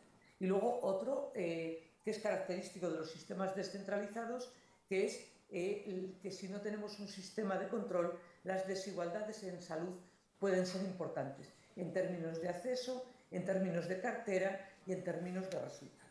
Pues bien, de todo esto vamos a hablar porque el aseguramiento en España está incrustado, si se me permite, está dentro del conjunto de lo que es la sanidad española. Y, por tanto, por eso ha sido la elección tan fantástica a las dos personas que tenemos con nosotros. Voy a dar la palabra, si os parece, para que hagan una intervención inicial de 5 minutos máximo, uno puede utilizar menos. Voy a dar la palabra a doña Begoña Magaz en primer lugar. Adelante, Begoña. Muchas gracias, Ana, por la presentación. Bueno, buenas tardes a todos. Yo, por seguir con el aseguramiento en España e intentar buscar nuevas vías que resuelvan la problemática que ha comentado Ana en cuanto a tema de costes, accesibilidad o incluso desigualdades, yo creo que tenemos una gran oportunidad con las nuevas tecnologías que vienen. Esta mañana y a lo largo de la tarde se ha hablado mucho de inteligencia artificial, de la gestión del dato, y yo creo que son tecnologías y avances que vienen para ayudarnos. Al final, los asegurados o pacientes, que al final pues, los asegurados terminan siendo pacientes mayoritariamente, cada vez están buscando mejores experiencias, buscan una experiencia física y digital que les permita interoperar con sus datos, con lo cual tenemos que velar porque esos datos sean seguros y accesibles para ellos. Cada vez están buscando más hiperpersonalización y buscan ser dueños de su propia información. Tenemos que ver cómo entre todos los actores somos capaces de sacar partido a eso y que lo haga cada vez más útil y más valioso. Y luego hablaba Ana del envejecimiento. Creo que son tecnologías que nos tienen que ayudar en España y en Europa. Somos de las sociedades más envejecidas. Cada vez tenemos más enfermedades crónicas porque cada vez duramos más. Y yo creo que estas nuevas tecnologías también nos tienen que ayudar a resolver esto, tanto desde el punto de vista de detección como desde el punto de vista de acompañamiento. Hablando de Europa, casi todos los países europeos tienen resuelta la cobertura básica, pero existen muchas desigualdades entre los diferentes países europeos para dar una cobertura global o especializada, ya sea a nivel privado o público. Y yo creo que estas nuevas tecnologías nos tienen que ayudar a suplir esa brecha y que la inteligencia artificial y el dato no sea solo una brecha más de las que tenemos en esa desigualdad en Europa, sino el motor de conseguir una universalidad de la asistencia sanitaria. Hola, bueno, primero de todo, muchas gracias por invitarnos hoy a mí y a Sanitas. ¿Sí? No, estaba... Perdona, Ana, ¿ibas a decir algo? Sí, darte la palabra. Perfecto. No. Muchas gracias por invitarnos hoy. Yo quiero, hilando un poco con lo que decía Ana y lo que decía Begoña, al final España es un modelo puramente duplicado en el que todo está incluido, tanto en la pública casi como en la privada, salvo determinadas cosas, ¿no? Y nosotros, por ejemplo, después del COVID, yo creo que todo el sector ha crecido mucho en la parte del aseguramiento, hay muchos asegurados y ha llegado a haber hasta cierta saturación también en la parte privada. Entonces, nuestro modelo está muy centrado en el paciente y las dos quejas principales que tenemos son dos: listas de espera y tiempos de espera. Y lo que nosotros estamos haciendo con las nuevas tecnologías es solucionar esos problemas. ¿Cómo lo hacemos? Por ejemplo, nosotros en todos nuestros hospitales, la inteligencia artificial antiguamente, hace 3 años, se asignaban los turnos, como decía el gerente del centro médico, ¿no? Y decía, oye, en esta especialidad, tanto tiempo con una sobrecarga, porque estimamos el absentismo del paciente en X y café para todos. Ahora nosotros, por ejemplo, para reducir las listas de espera, estamos utilizando inteligencia artificial para hacer un agendamiento de consultas a este médico, a este paciente en primera visita en esta especialidad, 25 minutos, a este 23,4, a este estimamos que hay una cierta probabilidad de absentismo, metemos tanta sobrecarga. Entonces, ahí estamos consiguiendo reducir listas de espera. En determinadas especialidades hemos hecho un proceso virtual casi, por decirlo de alguna manera, de filtrado que nos está llegando a eliminar hasta 30 o 40% de momento de las consultas que hemos visto. ¿Cómo? Por ejemplo, en dermatología, sabéis que es un área que está muy saturada. Nosotros metemos primero una anamnesis con un chat, luego metemos herramientas de diagnóstico digital que son capaces de diagnosticar 400 patologías y todo eso lo revisa y ha trabajado con una propuesta de informe un dermatólogo. Y el dermatólogo decide, esto está solucionado y estoy de acuerdo, esto no está solucionado y que vaya a una consulta presencial porque hay que evaluarlo mejor y, ojo, que esto es grave, fast track y darle acceso muy rápido a esta persona a consulta. Entonces, creo que la tecnología puede ayudar no solo en el diagnóstico, sino también en los procesos, nos puede ayudar a solucionar incluso la operación de las máquinas. Nosotros tenemos una compañía de Corea que metemos algoritmos de inteligencia artificial en la resonancia magnética y básicamente lo que hace es, con la mitad de fotos, consigue mayor calidad de la imagen. Entonces, estamos reduciendo más o menos casi un 30% del tiempo que pasa la persona dentro de la resonancia. Eso al final es menor lista de espera, menor tiempo de espera y de estar dentro de la resonancia, que al final para el paciente es un suplicio, e incluso mejor experiencia del profesional. Entonces, nosotros, este concepto que hemos lanzado de hospital digital, llevamos casi 2 años y medio trabajando en ello, tenemos unos 200 proyectos identificados y más o menos estamos ejecutando unos 15 al año.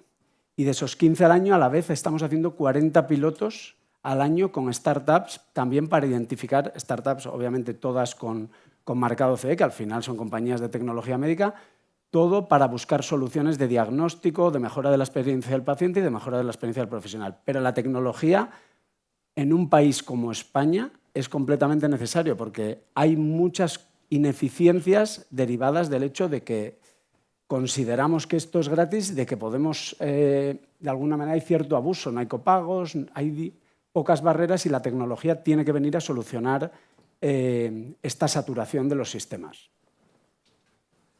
Muchas gracias, Javier. Bueno, pues si me permitís ahora, tanto Begoña como Javier, vamos a iniciar un diálogo, primero nosotros y después espero que también con más preguntas. Yo lo primero que os quería, bueno, primero decir que yo soy una defensora que el futuro del sistema sanitario de nuestro país solo va a tener futuro si apostamos por la innovación. Es decir, si me preguntáis qué técnica innovadora ha incorporado eficiencia al sistema sanitario, os podría decir la receta electrónica ha permitido, desde luego, ajustar muchísimo qué es la prescripción y qué es la dispensación. Por tanto, ha sido una medida realmente eficacísima. Y si me tengo que hablar de alguna otra, siempre que está tan en boga hablar de cuánto nos gastamos en fármacos, estoy pensando en la vacuna de la hepatitis, que logró curar a miles y miles de pacientes que hoy hacen una vida normal, como todos nosotros, y que además no han tenido que ser muchos de ellos sometidos a un trasplante o en algunos casos un fallo hepático y con secuencia mortalidad. Por tanto, defensora de la innovación. Pero estando con dos personas con tanta experiencia en aseguradoras, mi pregunta sería, ¿qué mecanismos han de implementar las aseguradoras de asistencia sanitaria para preservar los derechos de los pacientes y de los profesionales sanitarios en este nuevo escenario? O dicho de otra manera, ¿qué medidas se van o se deberían adoptar a nivel europeo para preservar el criterio médico independiente de la inteligencia artificial? El que vosotros queráis, Javier o Begoña. Bueno, yo creo que son dos mundos destinados a entenderse. O sea, yo creo que la inteligencia artificial y el uso del dato, y Javier lo decía hace un momento, no viene a sustituir al médico, no viene a sustituir al profesional, sino a mejorar los procesos. Va a dotar al paciente de una pronta identificación, incluso de tomar control de su propia salud, porque pues, a día de hoy hablamos de inteligencia artificial, pero ¿quién no lleva un reloj o tiene un aparato en su casa que le mide por la mañana la báscula? Y al final toda esa tecnología pues, va a acompañar al paciente para entender su situación y poder compartir esos datos. La inteligencia artificial nos va a ayudar a priorizar, a manejar un mayor volumen de datos de los que puede manejar una persona humana, pero yo creo que es un modelo híbrido en el que ambas tienen que compartir, y lo que tiene que ayudar es a que ese profesional médico tenga mayor capacidad de análisis, mayor información y, como decíamos antes, eficiente el modelo, de manera que también esa priorización haga que nos focalicemos en los pacientes más prioritarios y no tratemos a todo el mundo por igual, para intentar evitar pues, que enfermedades más graves puedan pasar desapercibidas por una deficiencia en la atención, por esas listas de espera que estábamos comentando hace un rato. Muchas gracias, Begoña. Javier. Yo creo que al final a veces confundimos tema de inteligencia artificial con el tema de datos, ¿no? Yo creo que los datos pueden tener dos ejes. Hay un eje más puro tecnológico de que tengas un ataque y hay un eje que ya se protege con la GDPR. Entonces, al final yo creo que es que el paciente de alguna manera consienta, que yo creo que eso está muy regulado y lo difícil es articularlo en procesos para conseguir el consentimiento, que el paciente consienta el uso de esos datos. A partir de ahí el es enorme. Y yo creo que a partir de ahí tampoco el médico... La inteligencia artificial es una tecnología, pero es igual que la tecnología médica o la farma. Va a tener un ensayo clínico con una metodología, habrá que probar en un volumen X de pacientes que eso es efectivo, al médico se le explica el ensayo clínico, tendremos que tener MSLs en las compañías aseguradoras o en las startups de inteligencia artificial y tendremos que explicarle al médico cuáles son los beneficios y cuál es la evidencia. A partir de ahí es un complemento brutal para los médicos. Y nosotros, los médicos que lo usan, son los principales promotores luego dentro de la organización, entre todos los hospitales, para seguir usándolo, porque al final le da mucha más capacidad de diagnóstico. Nosotros también tenemos algoritmos ahora para las mamografías, para ayudar al médico a diagnosticar. Hay pacientes que venían a urgencias. En urgencias se hacen mucha imagen de tórax. Y esa imagen de tórax la ve el médico, pero no la ve el radiólogo. Entonces, decimos, tenemos aquí muchísimas imágenes que podríamos estar detectando riesgos que a día de hoy no estamos detectando. Pues ahora le pasamos un algoritmo y a la imagen que le detectamos un riesgo se la derivamos al radiólogo. Estamos aumentando en unas imágenes que no tenían tanto uso, el caso de uso y poder diagnosticar mucho más. Entonces, los médicos, yo creo que la misma responsabilidad van a tener sobre la inteligencia artificial que sobre la que tienen al prescribir un medicamento o al prescribir una tecnología médica. Yo creo que ahí también hay un punto de responsabilidad nuestra. Nosotros hemos lanzado un proyecto de genómica y lo digo como grupo hospitalario. Nosotros hemos lanzado un proyecto de genómica que ahora estamos secuenciando, llevamos unos 2.000 pacientes secuenciados, vamos a secuenciar este año 14.000 y la idea es tener el genoma completo de 100.000 pacientes. Claro, nosotros vamos a tener los datos farmacológicos de nuestros pacientes. Eso quiere decir que si un médico prescribe un medicamento que a ese paciente le sienta mal, nosotros tenemos que asegurarnos que le salte una alerta, porque hay un 5% de las hospitalizaciones que son por un mal uso del medicamento, porque el genoma o lo absorbe muy lento y te puede generar efectos secundarios, o lo absorbe muy rápido y no es efectivo. Entonces nosotros ya no es solo que hagas el genoma, es que tú ya tienes los datos y tienes la responsabilidad de que en nuestra historia clínica o en nuestro sistema de prescripción aparezca una alerta, porque ahí sí que tenemos responsabilidad en esa parte. Muchas gracias. Bueno, después de escucharos, hay una pregunta que sería obligada.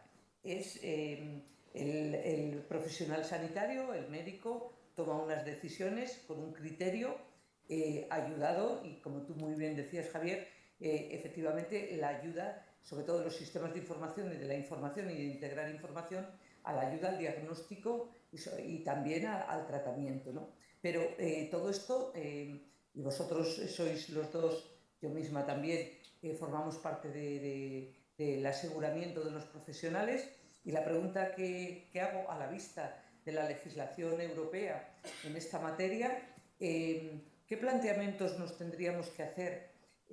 Porque va a tener incidencia el uso de nuevas tecnologías y la IA en el sistema de responsabilidad. Nosotros tenemos en España, todos los profesionales sanitarios tienen un seguro de responsabilidad civil profesional, como todos saben. El que trabaja en el sistema público tiene la protección pública, y también a través de aseguramiento a través de las aseguradoras que operan en nuestro país. La pregunta que os haría es, ¿va a tener o debe tener el uso de la inteligencia artificial algún tipo de impacto en el sistema de responsabilidad? ¿Begoña?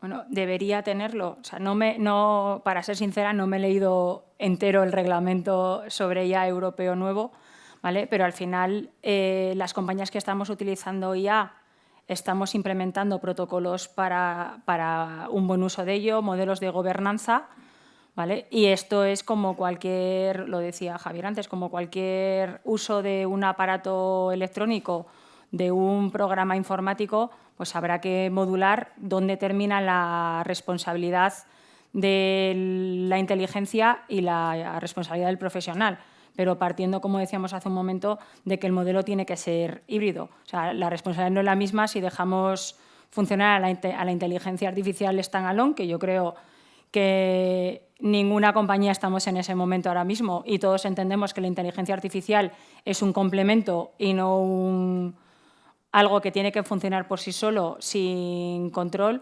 Lo que habrá que revisar es cuáles son las responsabilidades, porque cambiarán mucho de hacerlo en un formato más tradicional a un modelo basado en algoritmos implementados por otras entidades o por programadores informáticos. Pues partimos, por tanto, de que esto nos está cambiando el modelo, de asistencia sanitaria, nos está cambiando el modelo de diagnóstico, nos está cambiando el sistema de tratamiento, y por tanto estamos ante un nuevo reto, ¿no? ¿Qué opinas, Javier? Yo creo que principalmente dentro del mundo sanitario hay como tres casos, ¿no? Hay un caso de diagnóstico, ¿vale? Y hay un caso de terapia que yo creo que no tiene mucho impacto, en el sentido de que si se han hecho los ensayos clínicos, está marcado CE, es lo mismo que si prescribes un medicamento. Yo creo que va a reducir el riesgo de responsabilidad. ¿Por qué? Porque a día de hoy un médico tiene poco tiempo, muchas veces está estresado, tiene historias clínicas enormes, no estructuradas, y analizar tantos datos, combinarlos y poder hacer un buen diagnóstico, creo que tiene cierto reto.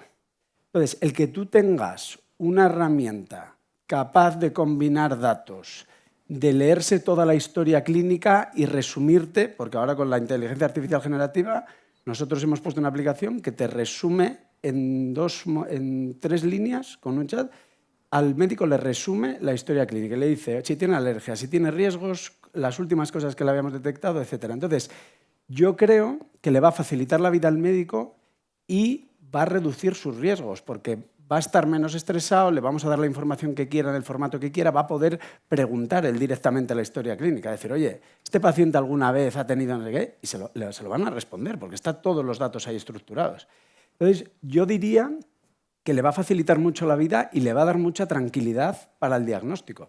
Luego, un médico puede, en base a su experiencia, etcétera, puede combinar 10, 12, 20 variables, pero esto te va a poder permitir combinar 200 y te va a permitir combinar el genoma con la parte clínica, relacionarlo, ver si hay un riesgo, con la farmacogenómica, con la imagen clínica, y esa combinación de tantos factores y tanto diagnóstico creo que de alguna manera va a reducir su responsabilidad porque va a reducir muchísimo los errores.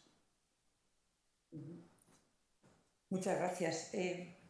Siguiendo con este razonamiento, efectivamente el profesional sanitario, el médico, en este caso, llega a un diagnóstico basado en una ayuda muy importante que es la IA y toma una decisión. Cuando alguien le pueda pedir responsabilidad a ese profesional, esto no estamos hablando de un fármaco que tiene un ensayo clínico fase 3 y por tanto ha pasado todos los filtros. Aquí hay filtros que habrá que pasar, pero al final no estamos testando un producto, estamos testando un proceso. Un proceso es un proceso de toma de decisiones, ¿no? Pero al final la inteligencia artificial lo que ayuda es al hombre o a la mujer a que tome una decisión. Por tanto, la reflexión que yo quería llevar al ánimo del auditorio es que las cosas están cambiando y, por tanto, tendremos que hacer lo está analizando toda Europa, como sabéis, es cuál es la nueva responsabilidad del profesional sanitario ante la utilización. ¿Hasta dónde llega su responsabilidad? ¿Va a ser siempre toda suya? ¿Y hasta dónde se desliga de las decisiones que previamente han tomado otros? Esa sería una reflexión que habría para hacer un debate de varios días enteros. Pero vamos con otro tema, que también es muy importante por la experiencia que tienen los dos ponentes a nivel internacional.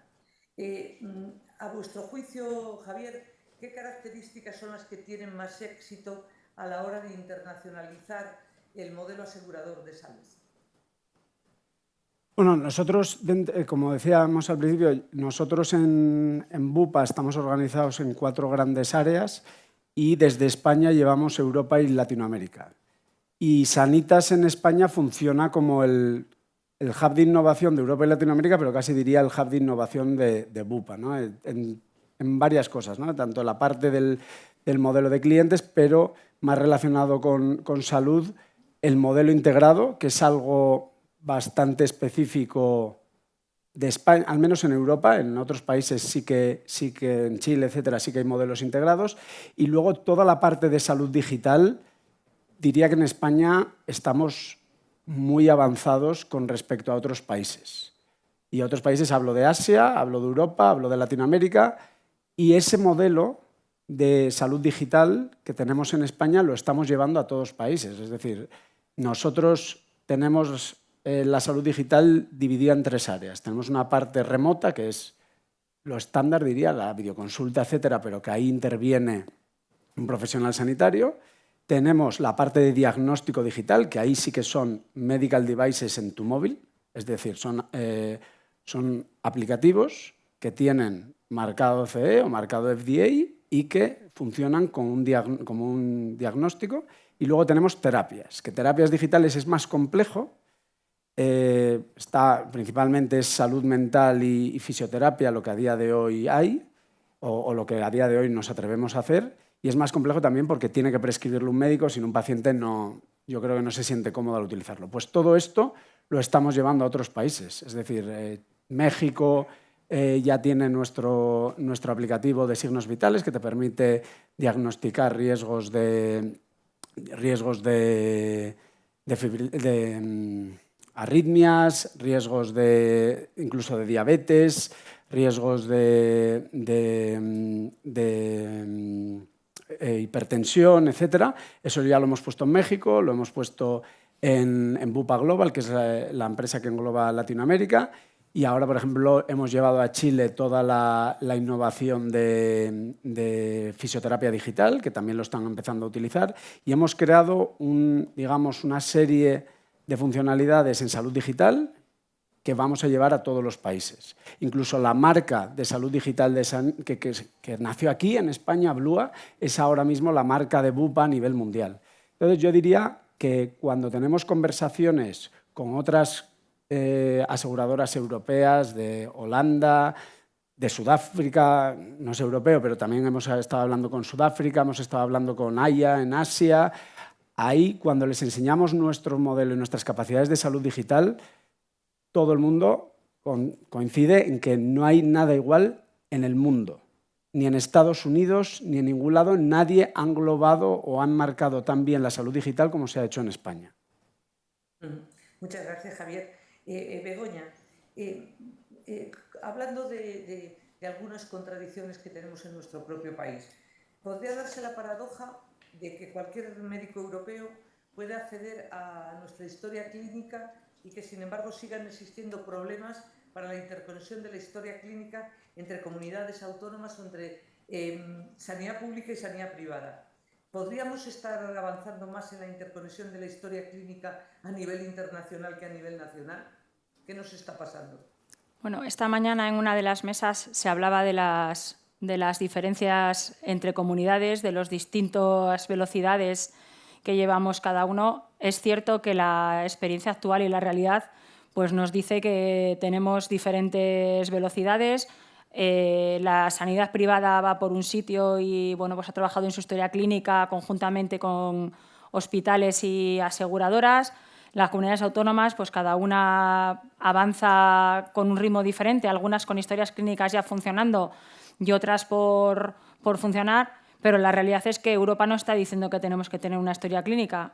Ya ha marcado las bases, ha marcado la tecnología, ha marcado las regulaciones que tiene que haber en algunos países, en cada uno de los países, las entidades que tienen que soportar el gobierno de esos datos y esa historia clínica, con lo cual yo creo que esa paradoja que podemos tener en mente y que a día de hoy pues parece que la realidad nos diría que es hacia dónde iríamos, yo creo que es el momento de aprovechar el impulso que nos da Europa, que nos obliga a cumplir una legislación en la que tenemos que tener una historia clínica, en la que nuestros asegurados y pacientes españoles puedan ser visitados en cualquier hospital europeo, y yo creo que debe ser pues, el impulso que nos falta para tener una historia clínica nacional, aunque tengamos que esperar a que tengamos que venir con una internacional.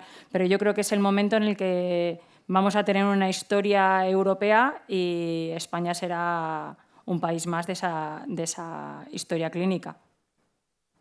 Gracias, Begoña. Javier, el seguro de salud vosotros sois protagonistas, tiene cada vez más peso en todo el sector asegurador en nuestro país y especialmente el sector salud ha crecido de forma muy importante el seguro de salud. Pero es verdad que en este momento ya incluso nuestros centros privados tienen lo que llamamos en España privados, donde acuden los ciudadanos a través de la compra de una póliza de salud. Cada vez empiezan a tener más saturación también. Como sabéis, se han puesto en el mercado algunos seguros de salud que se llaman ya o que los han denominado low cost. ¿Qué opinión? Esta pregunta es para los dos, para Javier y para Begoña. ¿Qué opinión tenéis al respecto?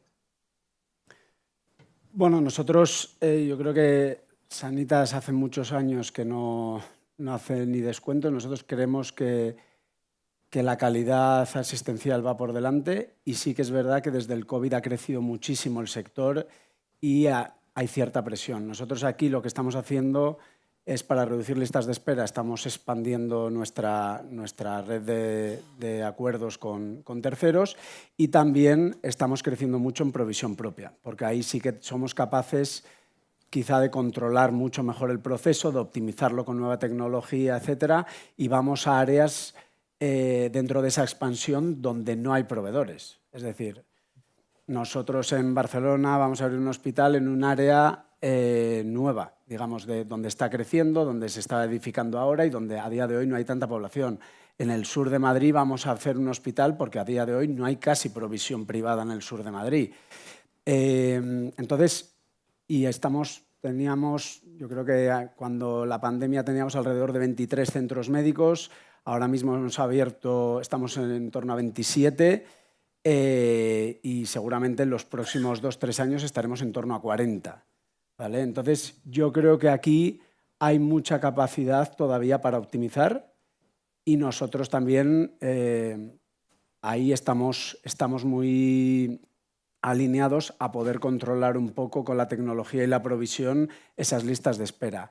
En términos de los seguros, digamos, low cost, yo creo que hay seguros low cost que si están asociados a una cobertura pueden funcionar. Es decir, al final, ahora yo creo que menos, pero antiguamente la póliza privada era para reducir listas de espera principalmente y para acceso directo al especialista. Ahora yo creo que la sanidad privada ha dado un salto muy grande en términos de calidad y ya la gente en muchos casos escoge la sanidad privada porque tiene una calidad muy, muy buena, ¿no? Pero si hay gente que quiere un seguro muy enfocado al sector ambulatorio y que para determinadas cosas prefiere ir a la pública, esos seguros, aunque se consideren low cost, al final es que están cubriendo solo la parte ambulatoria. Y esto funciona en muchos países. Nosotros estamos en Polonia y en Polonia solo tenemos seguros ambulatorios y no existen, de hecho, los seguros de hospitalización. Los estamos creando nosotros, de hecho, de cero. Y en México todo lo contrario. En México solo existen los seguros que son más caros, son carísimos, comparado con los de España, pero son solo seguros de gastos médicos mayores, que son enfermedades más graves. Y del seguro ambulatorio es un sector muy reducido. Entonces, yo creo que el problema es saber qué cubre y qué no cubre, pero nosotros aquí hemos abandonado, nunca verás una campaña de Sanitas asociada a descuentos, porque nosotros nos enfocamos en calidad asistencial, en servicio al cliente y en innovación. Begoña. Bueno, pues no puedo estar más de acuerdo con Javier. Yo creo que si algo caracteriza a la marca Mapfre es el servicio, con lo cual, bueno, pues para dar un buen servicio hay que pagar lo justo, ni más ni menos, ¿vale? Dice el dicho español que nadie da duros a 4 pesetas, aunque ya hace mucho que no hay pesetas. Y yo creo que el problema de los seguros low cost es no el low cost no por el precio, como decía Javier, sino pensar que tienes un seguro barato con las mismas coberturas que un seguro completo. Entonces, yo creo hay que intentar no engañar al cliente o al asegurado, saber exactamente qué cobertura tiene tu seguro y, acorde a las posibilidades de cada uno, pues pagar un seguro más completo o menos completo. Es cierto que en España los seguros tienden a ser completos. El mercado de seguros ambulatorios es muy, muy pequeño.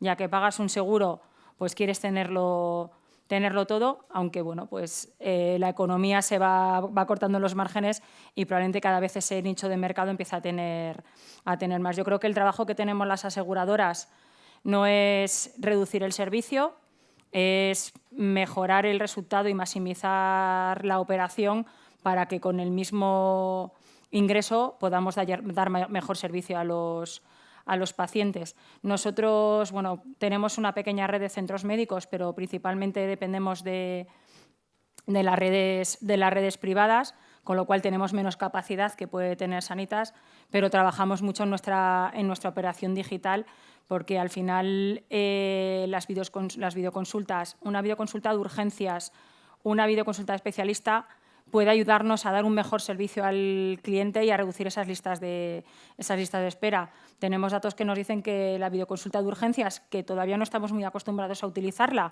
pero cada vez más, el 85% de los pacientes no vuelve a urgencias en menos de una semana. ¿Nos dice esto que resuelve lo que se resuelve en urgencias? No. Lo que nos dice es que vamos a urgencias a cosas a las que no tenemos que ir.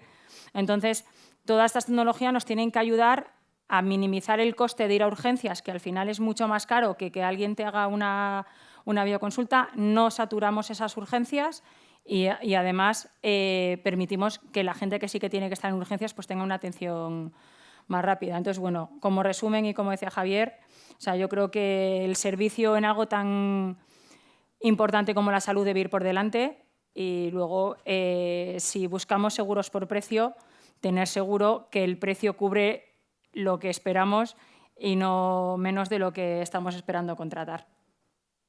Muchas gracias. Bueno, estaríamos hablando de forma infinita, ¿no? Todo tan interesante, pero la última pregunta que yo os podía hacer era si todos los que trabajamos en el sector asegurador de la salud tenemos interés en que España y nuestros productos sean un referente de calidad dentro y fuera de nuestras fronteras, ya que es algo que nos permite crecer a todos y convertirnos en referente internacional. En muchos casos lo sois, lo podemos ser. Como solemos decir aquí en España, la unión hace la fuerza, ¿no?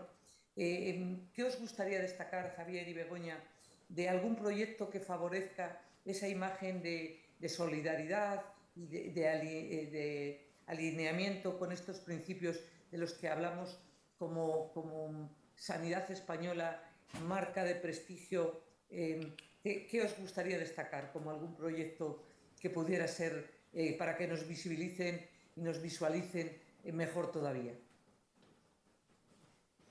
Bueno, nosotros, por ejemplo, a nivel de Bupa no tiene accionistas y tenemos todo lo que se gana se reinvierte en el planeta o en los pacientes, ¿no? Entonces nosotros, por ejemplo, hemos lanzado una solución de genómica que estamos invirtiendo 20 millones de libras para secuenciar a estos clientes y nosotros lo que queremos hacer es la genómica masiva. Y estamos haciendo el proyecto más grande de toda Europa dentro del ámbito privado de genómica y va a ser el proyecto, seguramente dentro del ámbito privado, más grande del mundo cuando lleguemos a esos 100.000 al año, ¿no? Que es la ambición que tenemos. Yo creo que esto no lo está haciendo nadie, dentro de Bupa lo está liderando Sanitas y luego yo creo que una compañía especialista de salud, nosotros hacemos partnerships con todo el mundo. Nosotros siempre decimos que casi no tenemos competidores, solo tenemos partners o amigos, ¿no? Y de hecho, por ejemplo, con Mapfre tenemos un partnership muy grande en Latinoamérica y ahora, supongo que igual lo habéis visto, estamos construyendo hospitales juntos. Hemos lanzado un hospital en Barcelona, en un área, lo que decíamos, que está creciendo, en un área donde no hay provisión y nosotros somos especialistas en salud, a Mapfre lo vemos como un partner en esto y nosotros vamos a llevar nuestro modelo de provisión, nuestro modelo de calidad. Todos nuestros hospitales son Joint Commission, entre el top 13 de mejores hospitales de España, la Zarzuela es el tercero, etcétera. Todo esto se lo vamos a llevar no solo a Mapfre, sino al resto de aseguradoras. Van a ser hospitales abiertos. Es verdad que la inversión la hacemos con Mapfre, pero van a ser hospitales abiertos y cualquier asegurado va a poder ir allí, los pacientes privados, etcétera. Entonces, yo creo que la necesidad es un sector que crece, hay mucha necesidad, hay muchas cosas que hacer y creo que hay espacio para todos para hacer cosas y para mejorarlo. Begoña. Bueno, yo por complementar lo que dice Javier, yo creo que tenemos una oportunidad de hacer las cosas de manera diferente. Pues probablemente ver a Sanitas y a Mapfre haciendo proyectos conjuntos, pues a primera instancia puede chocar, pero yo creo que la salud es suficientemente importante como para que busquemos nuevas maneras de hacer las cosas. Se pueden buscar espacios. Existen asociaciones en España como el IDIS, donde estamos representados muchos actores del negocio que tiene que ver con la salud, privados, públicos, farmacia, hospitalario. Y yo creo que el modelo, y empezabas así tu presentación, Ana, español de la sanidad, tiene sus problemas, pero yo creo que es un caso de éxito. Creo que pocos países en Europa pues, pueden decir que es mejor, algunos se aproximan y yo creo que tenemos que seguir siendo ese referente buscando nuevos nichos en los que hacer las cosas de manera diferente y seguir mejorando algo tan importante como la salud. Pues muchas gracias. Tal vez quedaría una pregunta final o una intervención final. De todo esto que estamos hablando, si tuvierais que priorizar y darle un consejo a las autoridades sanitarias, ¿cuál le daríais? También no hay por qué contestar, ¿no? Bueno, yo creo que me voy a arriesgar, pero creo que la colaboración entre todos para que la sanidad siga mejorando, yo creo que lo decía justamente en mi respuesta anterior. O sea, yo creo que todos los actores que tienen algo que ver con el sector sanitario tenemos que buscar el espacio en el que podamos colaborar y seguir mejorando. Yo estoy totalmente de acuerdo. Aquí la necesidad es enorme, cada vez hay, por parte de la demanda, cada vez hay más restricciones y muchas ineficiencias por parte de la oferta y hay veces que aquí, como están haciendo otros países que tienen solucionado esto, la colaboración es fundamental. Nosotros colaboramos muchísimo con la pública en Polonia, en Chile, en España también teníamos el Hospital de Manises, etcétera. Creo que cuanto más colaboremos, más datos compartamos siempre con la validación del cliente, etcétera, mejor va a ser la vida de nuestros, en este caso, habitantes y mejor va a ser la calidad asistencial, la eficiencia del sistema y la vida de todos los españoles. Bueno, en gallego hay una palabra que no la hay en castellano que se llama o derradeiro, que es o último, ¿no? Y entonces la pregunta última sería, porque no voy a tener más oportunidad de teneros a los dos, estupendos expertos, es ¿qué está pasando para que las compañías aseguradoras a lo largo de tantos años huyeran de la integración vertical y ahora se esté volviendo la integración vertical en el sentido de unir centros sanitarios al aseguramiento? Esta es para ti, Javier. Sí, me temo. No sé exactamente lo que piensan el resto. Yo creo que para nosotros la integración vertical es una manera también de diferenciarnos, es decir, tú por estar en Sanitas tienes acceso a 4 de los mejores hospitales de España, La Zarzuela es el 3º, La Moraleja es el 6º, somos el único grupo que todos los hospitales, bueno, la CUM, pero que todos los hospitales tienen acreditación Joint Commission, controlamos mejor las listas de espera, porque al final nuestros hospitales, hasta ahora que estamos haciendo cosas en abierto, pero son para nuestros asegurados. Entonces, yo creo que te permite innovar, te permite ofrecer una propuesta de valor diferente y a futuro va a ser todavía más importante, porque hablábamos de la salud digital y muchas veces dicen, no, el sector sanitario todavía tiene mucho margen de mejora en la parte de digitalización. La diferencia es que tú, en un sector de consumo vas y compras, pero en un sector sanitario, si estás enfermo, estás asustado. Y si estás enfermo y estás asustado, no vas a hacer nada que no te diga el médico. Y para que los pacientes usen herramientas digitales es muy importante que intervengan los médicos. Y el hecho de tener médicos creo que ayuda mucho. Otras cosas que nos ayudan a nosotros mucho, la videoconsulta. Nosotros hacemos 1 millón de videoconsultas al año. Porque la videoconsulta yo creo que está un poco comoditizado, ¿no? Pero en nuestra videoconsulta, ¿por qué decimos siempre que es diferente? Porque nosotros hacemos 1 millón de videoconsultas al año, tenemos 3.500 médicos conectados y el 70% son nuestros. Y las videoconsultas sirven para algunas cosas sí y para algunas cosas no. ¿Para qué sirven? Pues yo voy en presencial a un médico, pero luego el seguimiento lo puedo hacer en online. Lo puedo hacer en online para revisar el resultado, o lo puedo hacer en online para... Entonces, ahí, en otras aseguradoras, por ejemplo, no pueden hacerlo, porque ellos tienen un hospital concertado, pero luego la videoconsulta la tienen con otro médico o la tienen con otra startup de salud que está en no sé dónde. Entonces, esa integración a nosotros nos permite toda la continuidad asistencial. Y creo que poco a poco la gente o las compañías aseguradoras se han dado cuenta. Creo que el problema que van a tener es que llevan muchos años crear este modelo y integrarlo. Y hay que tener mucha paciencia.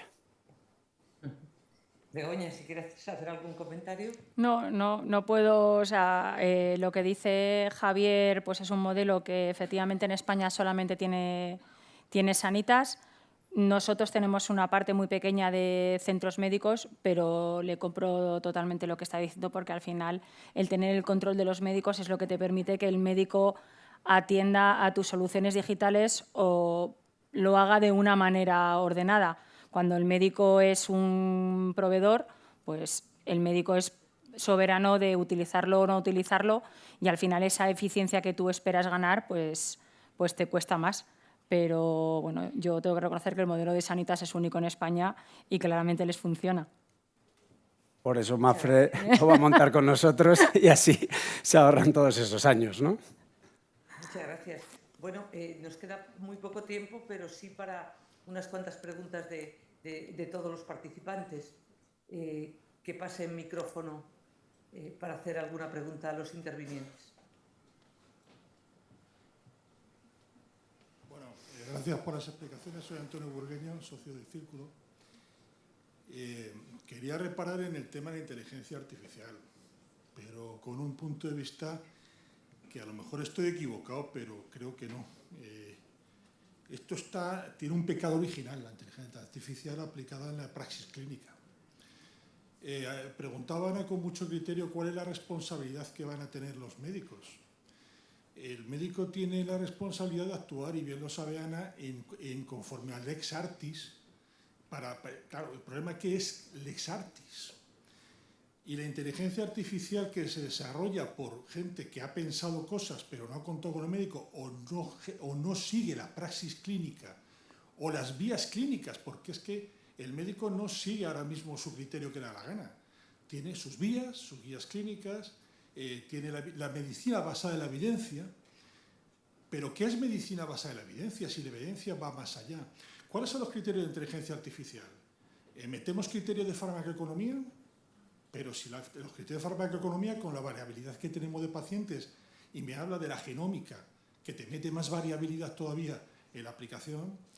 Entonces yo quería hacer una reflexión para que hablamos tantísimo estos días, estos meses, estos años de inteligencia artificial, para decir, oye, es fantástico, es una cosa maravillosa, pero vamos a tomárnoslo en serio porque esto no es tan fácil. Yo ahora mismo no estoy trabajando directamente en un hospital, pero las soluciones que veo, analizo y trabajo, por mi trabajo veo, te puedo asegurar que ahora mismo, por no decirte ninguna, casi ninguna recomendaría aplicar. Porque no tengo claro de que el criterio sea mejor que el del médico, está siguiendo los criterios que debe seguir. Y no es que sean malas, no estoy diciendo que los desarrollos sean malos, sino que tienen que estar más alineados y no estamos descubriendo nada. Son soporte de toma de decisiones clínicas, como bien ha dicho Ana, vienen a apoyar las decisiones clínicas y la última decisión la tiene siempre el médico, porque es el que va a tener siempre la responsabilidad. Una máquina nunca puede tener la responsabilidad de una decisión, porque no puede contemplar absolutamente todas las variables condicionantes. Disculpadme porque lo mismo Ana estaba esperando una pregunta y me he desmarcado con una reflexión. No, yo no. Yo en eso... Perdón, Javier. Todo me parece súper interesante y tampoco nadie está obligado a preguntar, pero sí que hagan algún comentario si quieren los ponentes. No, yo no puedo estar más de acuerdo. Vamos, nosotros no hay ni una solución